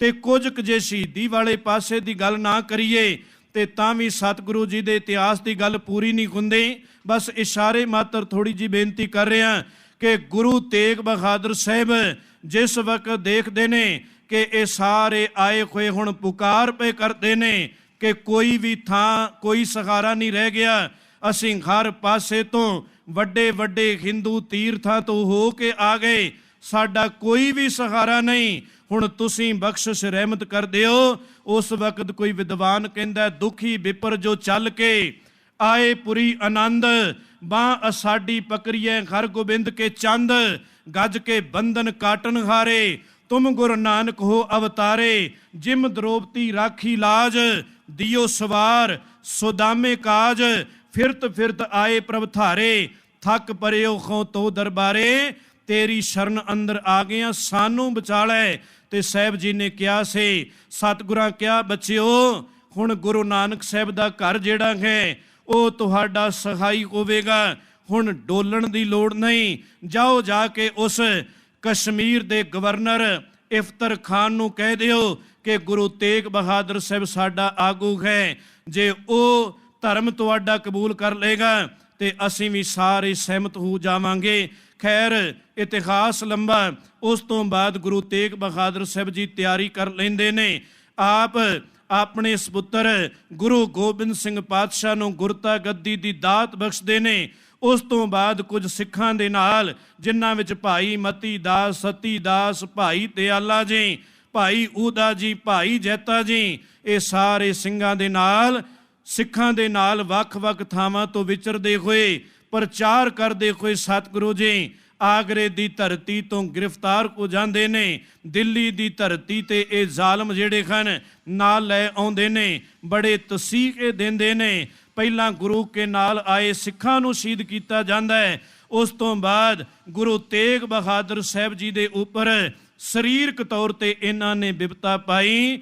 11 ਨਵੰਬਰ ਸਨ 1675 ਦੇ ਅੰਦਰ ਗੁਰੂ ਤੇਗ ਬਹਾਦਰ ਸਾਹਿਬ ਜੀ ਇਹਨਾਂ ਜ਼ਾਲਮਾਂ ਦੇ ਸਿਰ ਦਿੱਲੀ ਦੀ ਧਰਤੀ ਤੇ ਆਪਣੇ ਸਰੀਰ ਦਾ ਠੀਕਰਾ ਭੰਨ ਦਿੰਦੇ ਨੇ ਤੇ ਗੁਰੂ ਗੋਬਿੰਦ ਸਿੰਘ ਪਾਤਸ਼ਾਹ ਨੂੰ ਇਹ ਬੋਲ ਕਹਿਣੇ ਪੈ ਜਾਂਦੇ ਨੇ ਕਿ ਠੀਕਰ ਫੋਰ ਦਲੀਸ ਸਿਰ ਪ੍ਰਪੁਰ ਕੀਆ ਪਿਆਨ, ਤੇਗ ਬਹਾਦਰ ਸੀ ਕਿਰਿਆ ਕਰੀ ਨ ਕਿਨਹੂ ਆਨ, ਤੇਗ ਬਹਾਦਰ ਕੇ ਚਲਤ ਭਇਓ ਜਗਤ ਕੋ ਸੋਕ, ਹੈ ਸਭ ਜਗ ਪਇਓ ਜੈ ਜੈ ਜੈ ਸੁਰਲੋਕ। ਕਿ ਹੈ ਕੋਈ ਜਿਹੜਾ ਸਾਡੀ ਰਾਖੀ ਕਰ ਸਕਦਾ ਹੈ। ਇੱਕ ਪਾਸੇ ਸਤਿਗੁਰੂ ਦਾ ਘਰ ਜਣਿਓ ਪਾਉਂਦਾ ਨਹੀਂ, ਤੇ ਇੱਕ ਪਾਸੇ ਜੇ ਧਰਮ ਦੇ ਚਿੰਨ੍ਹ ਉਤਰ ਰਹੇ ਨੇ ਤੇ ਸਤਿਗੁਰੂ ਦਾ ਘਰ ਲੈਣ ਵੀ ਕੋਈ ਨਹੀਂ ਦਿੰਦਾ, ਕਿਉਂਕਿ ਇੱਥੇ ਧਰਮ ਦੇ ਜਿਹੜੇ ਚਿੰਨ੍ਹ ਹਨ ਜਾਂ ਧਰਮ ਦੀ ਸੁਤੰਤਰਤਾ ਜਿਹੜੀ ਹੈ ਉਹ ਸਤਿਗੁਰੂ ਦਾ ਘਰ ਸਦੀਵ ਕਾਲ ਲਈ ਕਾਇਮ ਰੱਖਦਾ ਆਇਆ ਹੈ। ਗੁਰੂ ਗੋਬਿੰਦ ਸਿੰਘ ਪਾਤਸ਼ਾਹ ਫਿਰ ਬੋਲ ਸਾਂਝੇ ਕਰਨ ਲੱਗੇ ਕਿ ਤਿਲਕ ਜੰਜੂ ਰਾਖਾ ਪ੍ਰਭ ਤਾਕਾ, ਕੀਨੋ ਬੜੋ ਕਲੂ ਮੈਂ ਸਾਕਾ, ਸਾਧਨ ਹੇਤ ਇਤੀ ਜਿਨ ਕਰੀ, ਸੀਸ ਦਿਆ ਪਰ ਸੀ ਨਾ ਉਚਰੀ, ਧਰਮ ਹੇਤ ਸਾਕਾ ਜਿਨ ਕੀਆ, ਸੀਸ ਦਿਆ ਪਰ ਸਿਰ ਨਾ ਦਿਆ। ਅੰਦਰ ਦਾ ਸਿਦਕ, ਅੰਦਰ ਦਾ ਉਹ ਆਨੰਦ, ਅੰਦਰ ਦੀ ਰੂਹਾਨੀਅਤ, ਅੰਦਰ ਦੀ ਬਖਸ਼ਿਸ਼ ਰਹਿਮਤ ਜ਼ਾਲਮ ਇਹਨਾਂ ਤੋਂ ਖੋ ਨਾ ਸਕਿਆ। ਭਾਵੇਂ ਸਰੀਰ ਦਾ ਉਹ ਜ਼ਾਲਮ ਠੀਕਰਾ ਭੰਨ ਗਿਆ। ਮੈਂ ਜ਼ਿਕਰ ਕਰ ਰਿਹਾ ਸਾਂ ਗੁਰੂ ਤੇਗ ਬਹਾਦਰ ਸਾਹਿਬ ਜਗ੍ਹਾ ਜਗ੍ਹਾ ਤੇ ਗਏ, ਕਦੀ ਉਹਨਾਂ ਨੇ ਦ੍ਰੋਪਦੀ ਦੀ ਗੱਲ ਕਹੀ, ਕਦੀ ਸਤਿਗੁਰੂ ਜੀ ਨੇ ਇੱਕ ਹਾਥੀ ਦੀ ਗੱਲ ਸਾਂਝੀ ਕੀਤੀ, ਕਦੀ ਸਤਿਗੁਰੂ ਜੀ ਨੇ ਅਜਾਮਲ ਦੀ ਗੱਲ ਕੀਤੀ ਕਿ ਇਹ ਸਾਰੀਆਂ ਗੱਲਾਂ, ਇਹ ਸਾਰੀਆਂ ਉਦਾਹਰਨਾਂ ਤੁਹਾਡੇ ਪੁਰਾਣ, ਤੁਹਾਡੇ ਗ੍ਰੰਥ ਸਾਂਝੀਆਂ ਕਰ ਰਹੇ ਨੇ। ਤੇ ਜੇ ਤੁਹਾਨੂੰ ਆਪਣੇ ਗ੍ਰੰਥਾਂ ਤੇ ਵਿਸ਼ਵਾਸ ਹੈ ਤੇ ਫਿਰ ਤੁਸੀਂ ਵੀ ਰੱਬ ਦੇ ਉੱਪਰ ਭਰੋਸਾ ਕਰੋ, ਉਹ ਤੁਹਾਡੀ ਬਾਂਹ ਜ਼ਰੂਰ ਫੜੇਗਾ। ਕਦੀ ਇਹ ਲੋਕ ਕਹਿੰਦੇ ਸਨ ਕਾਮ ਹਮਾਰਾ ਤੋਲਣ ਤਕੜੀ, ਨੰਗੀ ਕਰਦ ਕਬੂ ਨਹੀਂ ਪਕੜੀ, ਚਿੜੀ ਉੜੇ ਖਮ ਡਰ ਜਾਏ, ਦੁਸ਼ਮਣ ਸੇ ਕੈਸੇ ਲੜ ਪਾਏ। ਤੇ ਅੱਜ ਗੁਰੂ ਤੇਗ ਬਹਾਦਰ ਸਾਹਿਬ, ਗੁਰੂ ਗੋਬਿੰਦ ਸਿੰਘ ਪਾਤਸ਼ਾਹ, ਗੁਰੂ ਹਰਗੋਬਿੰਦ ਸਾਹਿਬ ਜੀ ਨੇ ਇਹਨਾਂ ਅੰਦਰ ਇੰਨੀ ਤਾਕਤ ਭਰ ਦਿੱਤੀ ਕਿ ਸਤਿਗੁਰੂ ਕਹਿੰਦੇ ਹੁਣ ਇਹਨਾਂ ਦੀ ਰਸਨਾ ਕਹਿ ਰਹੀ ਹੈ, ਭੈ ਕਾਹੂ ਕੋ ਦੇਤ ਨੈ ਪੈਮਾਨਤ ਆਨ, ਕਹੋ ਨਾਨਕ ਸੁਨ ਰੇ ਮਨਾ ਗਿਆਨੀ ਤਾਹੇ ਬਖਾਨ। ਜਾਂ ਇਸ ਘਰ ਦੇ ਵਿੱਚੋਂ ਇਹਨਾਂ ਨੇ ਆਵਾਜ਼ਾਂ ਲਾਈਆਂ ਕਿ ਹੁਣ ਕੋਈ ਵੀ ਜ਼ਾਲਮ ਜਿਹੜਾ ਹੈ ਉਹ ਸਾਡਾ ਵਾਲ ਵਿੰਗਾ ਨਹੀਂ ਕਰ ਸਕਦਾ। ਗੁਰੂ ਗੋਬਿੰਦ ਸਿੰਘ ਪਾਤਸ਼ਾਹ ਇੰਨਾ ਮਾਣ ਦੇ ਗਏ ਕਿ ਇਨਹੀ ਕੀ ਕਿਰਪਾ ਕੇ ਸਜੇ ਖਮ ਹੈ। ਕਦੀ ਹਰ ਹਮਲਾਵਰ ਦੇ ਇਹ ਲੋਕ ਥੱਲੇ ਢਹਿ ਜਾਂਦੇ ਸਨ, ਪਰ ਅੱਜ ਇੰਨੀ ਤਾਕਤ ਸਤਿਗੁਰੂ ਦੇ ਘਰ ਨੇ ਭਰ ਦਿੱਤੀ। ਇਨਹੀ ਕੀ ਕਿਰਪਾ ਕੇ ਸਜੇ ਖਮ ਹੈ, ਨਹੀਂ ਮੋਸੋ ਗਰੀਬ ਕਰੋੜ ਪਰੇ। ਇਹ ਸਤਿਗੁਰੂ ਦਾ ਘਰ ਇੰਨੀ ਵੱਡੀ ਤਾਕਤ, ਇੰਨੇ ਵੱਡੇ ਇਹਨਾਂ ਭਾਰਤੀਆਂ ਨੂੰ ਬਲਵਾਨ ਕਰ ਗਿਆ ਕਿ ਫਿਰ ਕੋਈ ਵੀ ਹਮਲਾਵਰ ਜਿਹੜਾ ਹੈ ਇਸ ਸੋਨੇ ਦੀ ਚਿੜੀਆ ਭਾਰਤ ਵੱਲ ਵਾਰ-ਵਾਰ ਚੜ੍ਹ ਕੇ ਕੋਈ ਨਾ ਆਇਆ। ਤੇ ਅੱਜ ਸਾਡੇ ਉੱਪਰ ਗੁਰੂ ਨਾਨਕ ਸਾਹਿਬ ਦੇ ਘਰ ਨੇ ਜਿਨ੍ਹਾਂ ਲੋਕਾਂ ਨੂੰ ਜੀਣਾ ਸਿਖਾਇਆ, ਅੱਜ ਗੁਰੂ ਨਾਨਕ ਸਾਹਿਬ ਦੇ ਘਰ ਉੱਪਰ ਹੀ ਕੁਝ ਐਸੇ ਲੋਕ ਜਿਨ੍ਹਾਂ ਉੱਪਰ ਬਿਪਤਾ ਪਈ ਜਾਂ ਅੱਜ ਵੀ ਕੋਈ ਬਿਪਤਾ ਪੈਂਦੀ ਹੈ ਤੇ ਇਹ ਗੁਰਦੁਆਰਿਆਂ ਵੱਲ ਦੌੜਦੇ ਨੇ। ਜਦੋਂ ਕਿਤੇ ਇਹਨਾਂ ਦਾ ਔਖਾ ਟਾਈਮ ਨਿਕਲ ਜਾਂਦਾ ਹੈ ਫਿਰ ਇਹਨਾਂ ਗੁਰਦੁਆਰਿਆਂ ਨੂੰ ਹੀ ਅੱਗ ਲਾਉਣ ਵਾਸਤੇ ਇਹ ਲੋਕ ਆ ਜਾਂਦੇ ਨੇ। ਅੱਜ ਜੇ ਚੱਲ ਰਹੀ ਬਿਮਾਰੀ ਅੰਦਰ ਬਚਾਅ ਹੋ ਰਿਹਾ ਹੈ ਤੇ ਫਿਰ ਵੀ ਇਹ ਗੁਰਦੁਆਰਿਆਂ ਵੱਲ ਹੀ ਦੌੜੇ ਆਉਂਦੇ ਨੇ। ਸਤਿਗੁਰੂ ਦੇ ਘਰ ਨੇ ਇਹਨਾਂ ਨੂੰ ਸਿਖਾਉਣਾ, ਜੀਣਾ ਸਿਖਾਇਆ ਤੇ ਅੱਜ ਕਈ ਵਾਰ ਸਤਿਗੁਰੂ ਦੇ ਘਰ ਨੂੰ ਹੀ ਅੱਖਾਂ ਕੱਢਦੇ ਨੇ। ਇਹ ਸ਼ਾਇਦ ਤਾਂ ਹੋ ਰਿਹਾ ਹੈ ਕਿਉਂਕਿ ਅਸੀਂ ਸੁਚੇਤ ਨਹੀਂ। ਜੇ ਅਸੀਂ ਸੁਚੇਤ ਹੋਵਾਂਗੇ, ਅਸੀਂ ਜਾਗਦੇ ਹੋਵਾਂਗੇ, ਗੁਰਮੁਖੀ ਪੜਾਂਗੇ, ਸਤਿਗੁਰੂ ਦੀ ਪਾਵਨ ਬਾਣੀ ਸਾਡੀ ਸਮਝ ਅੰਦਰ ਆਏਗੀ। ਸਤਿਗੁਰੂ ਕਹਿਣਾ ਕੀ ਚਾਹੁੰਦਾ ਹੈ, ਜੇ ਗੁਰੂ ਕੇ ਸਿਧਾਂਤਾਂ ਨੂੰ ਆਪ ਪੜਾਂਗੇ, ਆਪਣੇ ਬੱਚਿਆਂ ਨੂੰ ਪੜਾਵਾਂਗੇ ਤੇ ਇਹਨਾਂ ਇਲਾਕਿਆਂ ਅੰਦਰ ਕਿਤੇ ਗੁਰਮਤਿ ਦੇ ਸਕੂਲ ਕਾਇਮ ਕਰ ਲਵਾਂਗੇ, ਖਾਲਸਾ ਸਕੂਲ ਕਾਇਮ ਕਰ ਲਵਾਂਗੇ, ਊੜੇ ਤੇ ਜੂੜੇ ਦੀ ਸੰਭਾਲ ਆਪ ਕਰ ਲਵਾਂਗੇ ਤੇ ਫਿਰ ਕੋਈ ਵੀ ਕਰਮਕਾਂਡੀ ਸਾਨੂੰ ਲੁੱਟ ਨਹੀਂ ਸਕਦਾ। ਤੇ ਜੇ ਅਸੀਂ ਸੁਚੇਤ ਨਾ ਹੋਏ ਤੇ ਆਉਣ ਵਾਲਾ ਸਮਾਂ ਜਿਹੜਾ ਹੈ ਇਸ ਦੇ ਭਿਆਨਕ ਸਿੱਟੇ ਜਿਹੜੇ ਹਨ ਉਹ ਨਿਕਲਣ ਵਾਲੇ ਹਨ। ਜੇ ਇਹ ਆਪਾਂ ਗੁਰਪੁਰਬ ਮਨਾ ਰਹੇ ਹਾਂ, ਜੇ ਸਤਿਗੁਰੂ ਜੀ ਦੀ ਚੌਥੀ ਸ਼ਤਾਬਦੀ 400 ਸਾਲਾ ਮਨਾ ਰਹੇ ਹਾਂ ਤੇ ਇਸ ਪਾਵਨ ਦਿਹਾੜੇ ਤੇ ਕੋਈ ਪ੍ਰਣ ਵੀ ਕਰੀਏ ਕਿ ਸਤਿਗੁਰੂ ਤੇਰੀ ਬਾਣੀ ਨੂੰ ਪੜ੍ਹ ਕੇ ਅਸੀਂ ਆਪ ਵੀ ਉਸ ਮੁਤਾਬਕ ਹੀ ਜੀਵਾਂਗੇ। ਕਿਉਂਕਿ ਗੁਰੂ ਤੇਗ ਬਹਾਦਰ ਸਾਹਿਬ ਕਹਿ ਗਏ ਕਿ ਮਛਲੀ ਵਾਲਾ ਪਿਆਰ ਇਸ ਘਰ ਦੇ ਨਾਲ ਬਣਾ, ਇੱਥੇ ਡੱਡੂ ਵਾਲੀ ਪ੍ਰੀਤ ਇੱਥੇ ਕੱਛੂ ਕੁੰਮੇ ਵਾਲੀ ਪ੍ਰੀਤ ਨਹੀਂ ਚੱਲਣੀ। ਮੱਛੀ ਇੱਕ ਪਲ ਵੀ ਪਾਣੀ ਤੋਂ ਬਿਨਾਂ ਨਹੀਂ ਰਹਿ ਸਕਦੇ। ਗੁਣ ਗੋਬਿੰਦ ਗਾਇਓ ਨਹੀਂ ਜਨਮ ਅਕਾਰਤ ਕੀਨ, ਕਹੋ ਨਾਨਕ ਹਰ ਭਜ ਮਨਾ ਜੇ ਬਿਦ ਜਲ ਕੋ। ਮੈਂਡਕ ਨਹੀਂ ਕਿਹਾ, ਜੇ ਬਿਦ ਜਲ ਕੋ ਮੀਨ, ਕਿਉਂਕਿ ਮੈਂਡਕ ਪਾਣੀ ਤੋਂ ਬਿਨਾਂ ਵੀ ਰਹਿ ਲੈਂਦਾ ਹੈ। ਕਿਤੇ ਤੂੰ ਵੀ ਇਹ ਨਾ ਕਹੇ ਕਿ ਮੈਂ ਬਾਣੀ ਤੋਂ ਬਿਨਾਂ ਹੀ ਜੀ ਲਵਾਂਗਾ, ਫਿਰ ਤੇਰੀ ਹਾਲਤ ਵੀ ਮੈਂਡਕ ਵਾਲੀ ਬਣ ਜਾਏਗੀ। ਇਸ ਕਰਕੇ ਜੇ ਗੁਰੂ ਕੇ ਸਿਧਾਂਤ ਨੂੰ ਸਮਝਣਾ ਹੈ ਤੇ ਪਿਆਰ ਮੱਛੀ ਵਾਲਾ ਸਤਿਗੁਰੂ ਜੀ ਦੇ ਨਾਲ ਬਣਾ ਲਈਏ, ਜਿਵੇਂ ਮੱਛੀ ਦਾ ਪਾਣੀ ਦੇ ਨਾਲ ਪਿਆਰ ਹੈ। ਸਾਡਾ ਪਿਆਰ ਗੁਰੂ ਕੀ ਪਾਵਨ ਬਾਣੀ ਦੇ ਨਾਲ ਬਣ ਜਾਏ, ਤਾਂ ਕਿ ਇਹ ਸਾਡੇ ਦਿਹਾੜੇ ਜਿਹੜੇ ਹਨ ਇਹ ਮਨਾਏ ਹੋਏ ਸਫਲ ਹੋ ਜਾਣ। ਮਨ ਅੰਦਰ ਖਿਆਲ ਸੀ ਕਿ ਹੋਰ ਵਿਸਥਾਰ ਕਰਾਂਗੇ, ਪਰ ਸਮਾਂ ਜਿਹੜਾ ਹੈ ਉਹ ਆਪਣੀ ਚਾਲੇ ਚੱਲੀ ਜਾਂਦਾ ਹੈ। ਭਾਈ ਸਾਹਿਬ ਭਾਈ ਵੀਰ ਸਿੰਘ ਕਹਿਣ ਲੱਗੇ, ਰਹੀ ਵਾਸਤੇ ਘੱਤ ਸਮੇਂ ਨੇ ਇੱਕ ਨਾ ਮੰਨੀ, ਫੜ ਫੜ ਰਹੀ ਤਰੀਕ ਸਮੇਂ ਖਿਸਕਾਈ ਕੰਨੀ, ਤ੍ਰਿਖੇ ਆਪਣੇ ਵੇਗ ਗਿਆ ਟੱਬ ਬੰਨੇ ਬੰਨੀ, ਹੋ ਅਜੇ ਸੰਭਾਲ ਇਸ ਸਮੇਂ ਨੂੰ ਕਰ ਸਫਲ ਉਡੰਦਾ ਜਾਮਦਾ, ਇਹ ਠਹਿਰਨ ਜਾਚ ਨਾ ਜਾਣਦਾ ਲੰਘ ਗਿਆ ਨਾ ਮੁੜ ਕੇ ਆਮਦਾ। ਇਸ ਕਰਕੇ ਸਤਿਗੁਰੂ ਦੀ ਪਾਵਨ ਬਾਣੀ ਦੇ ਨਾਲ ਪਿਆਰ ਬਣਾਈਏ, ਤਾਂ ਕਿ ਕੋਈ ਸਾਨੂੰ ਲੁੱਟ ਨਾ ਸਕੇ, ਸਾਨੂੰ ਕੋਈ ਠੱਗ ਨਾ ਸਕੇ। ਸਤਿਗੁਰੂ ਕਿਰਪਾ ਕਰਨ। ਆਪ ਸਰਬੱਤ ਸੰਗਤਾਂ ਨੂੰ ਇਸ ਪਾਵਨ ਦਿਹਾੜੇ ਦੀ ਇੱਕ ਵਾਰ ਫਿਰ ਲੱਖ ਲੱਖ ਵਧਾਈ ਹੋਵੇ। ਧੰਨ ਧੰਨ ਗੁਰੂ ਗ੍ਰੰਥ ਸਾਹਿਬ ਮਹਾਰਾਜ ਜੀ, ਤਿਨਾਂ ਦਾ ਕੋਟਾਨ ਕੋਟ ਧੰਨਵਾਦ, ਜਿਨ੍ਹਾਂ ਨੇ ਗੋਦ ਅੰਦਰ ਬਿਠਾ ਕੇ ਇਹ ਗੁਰਮਤਿ ਵਿਚਾਰਾਂ ਦੀ ਸੋਝੀ ਬਖਸ਼ਿਸ਼ ਕੀਤੀ। ਕੋਟਾਨ ਕੋਟ ਧੰਨਵਾਦ ਆਪ ਸਰਬੱਤ ਸੰਗਤਾਂ ਦਾ, ਅਤੇ ਜੋ ਘਰਾਂ ਅੰਦਰ ਬੈਠ ਕੇ ਸਰਵਣ ਕਰ ਰਹੇ ਨੇ ਸਾਰਿਆਂ ਦਾ, ਮੀਡੀਆ ਵਾਲੇ ਵੀਰਾਂ ਦਾ, ਇੱਥੋਂ ਦੇ ਪ੍ਰਬੰਧਕਾਂ ਦਾ, ਸਾਰਿਆਂ ਦਾ ਬਹੁਤ ਬਹੁਤ ਧੰਨਵਾਦ ਜੀ। ਭੁੱਲਾਂ ਬਖਸ਼ ਲੈਣੀਆਂ। ਵਾਹਿਗੁਰੂ ਜੀ ਕਾ ਖਾਲਸਾ, ਵਾਹਿਗੁਰੂ ਜੀ ਕੀ ਫਤਿਹ। ਸਤਿ ਸ੍ਰੀ ਅਕਾਲ। ਵਾਹਿਗੁਰੂ ਜੀ ਕਾ ਖਾਲਸਾ, ਵਾਹਿਗੁਰੂ ਜੀ ਕੀ ਫਤਿਹ। ਧੰਨਵਾਦ ਕਰਦੇ ਹਾਂ ਭਾਈ ਸਾਹਿਬ ਭਾਈ ਗਿਆਨੀ ਜਗਦੇਵ ਸਿੰਘ ਜੀ ਦਾ, ਜਿਨ੍ਹਾਂ ਨੇ ਪ੍ਰਬੰਧਕ ਦੀ ਬੇਨਤੀ ਨੂੰ ਮੰਨ ਕੇ ਅੱਜ ਦੇ ਦੀਵਾਨ ਵਿੱਚ ਹਾਜ਼ਰੀ ਭਰੀ ਹੈ, ਤੇ ਆਪ ਜੀ ਨੂੰ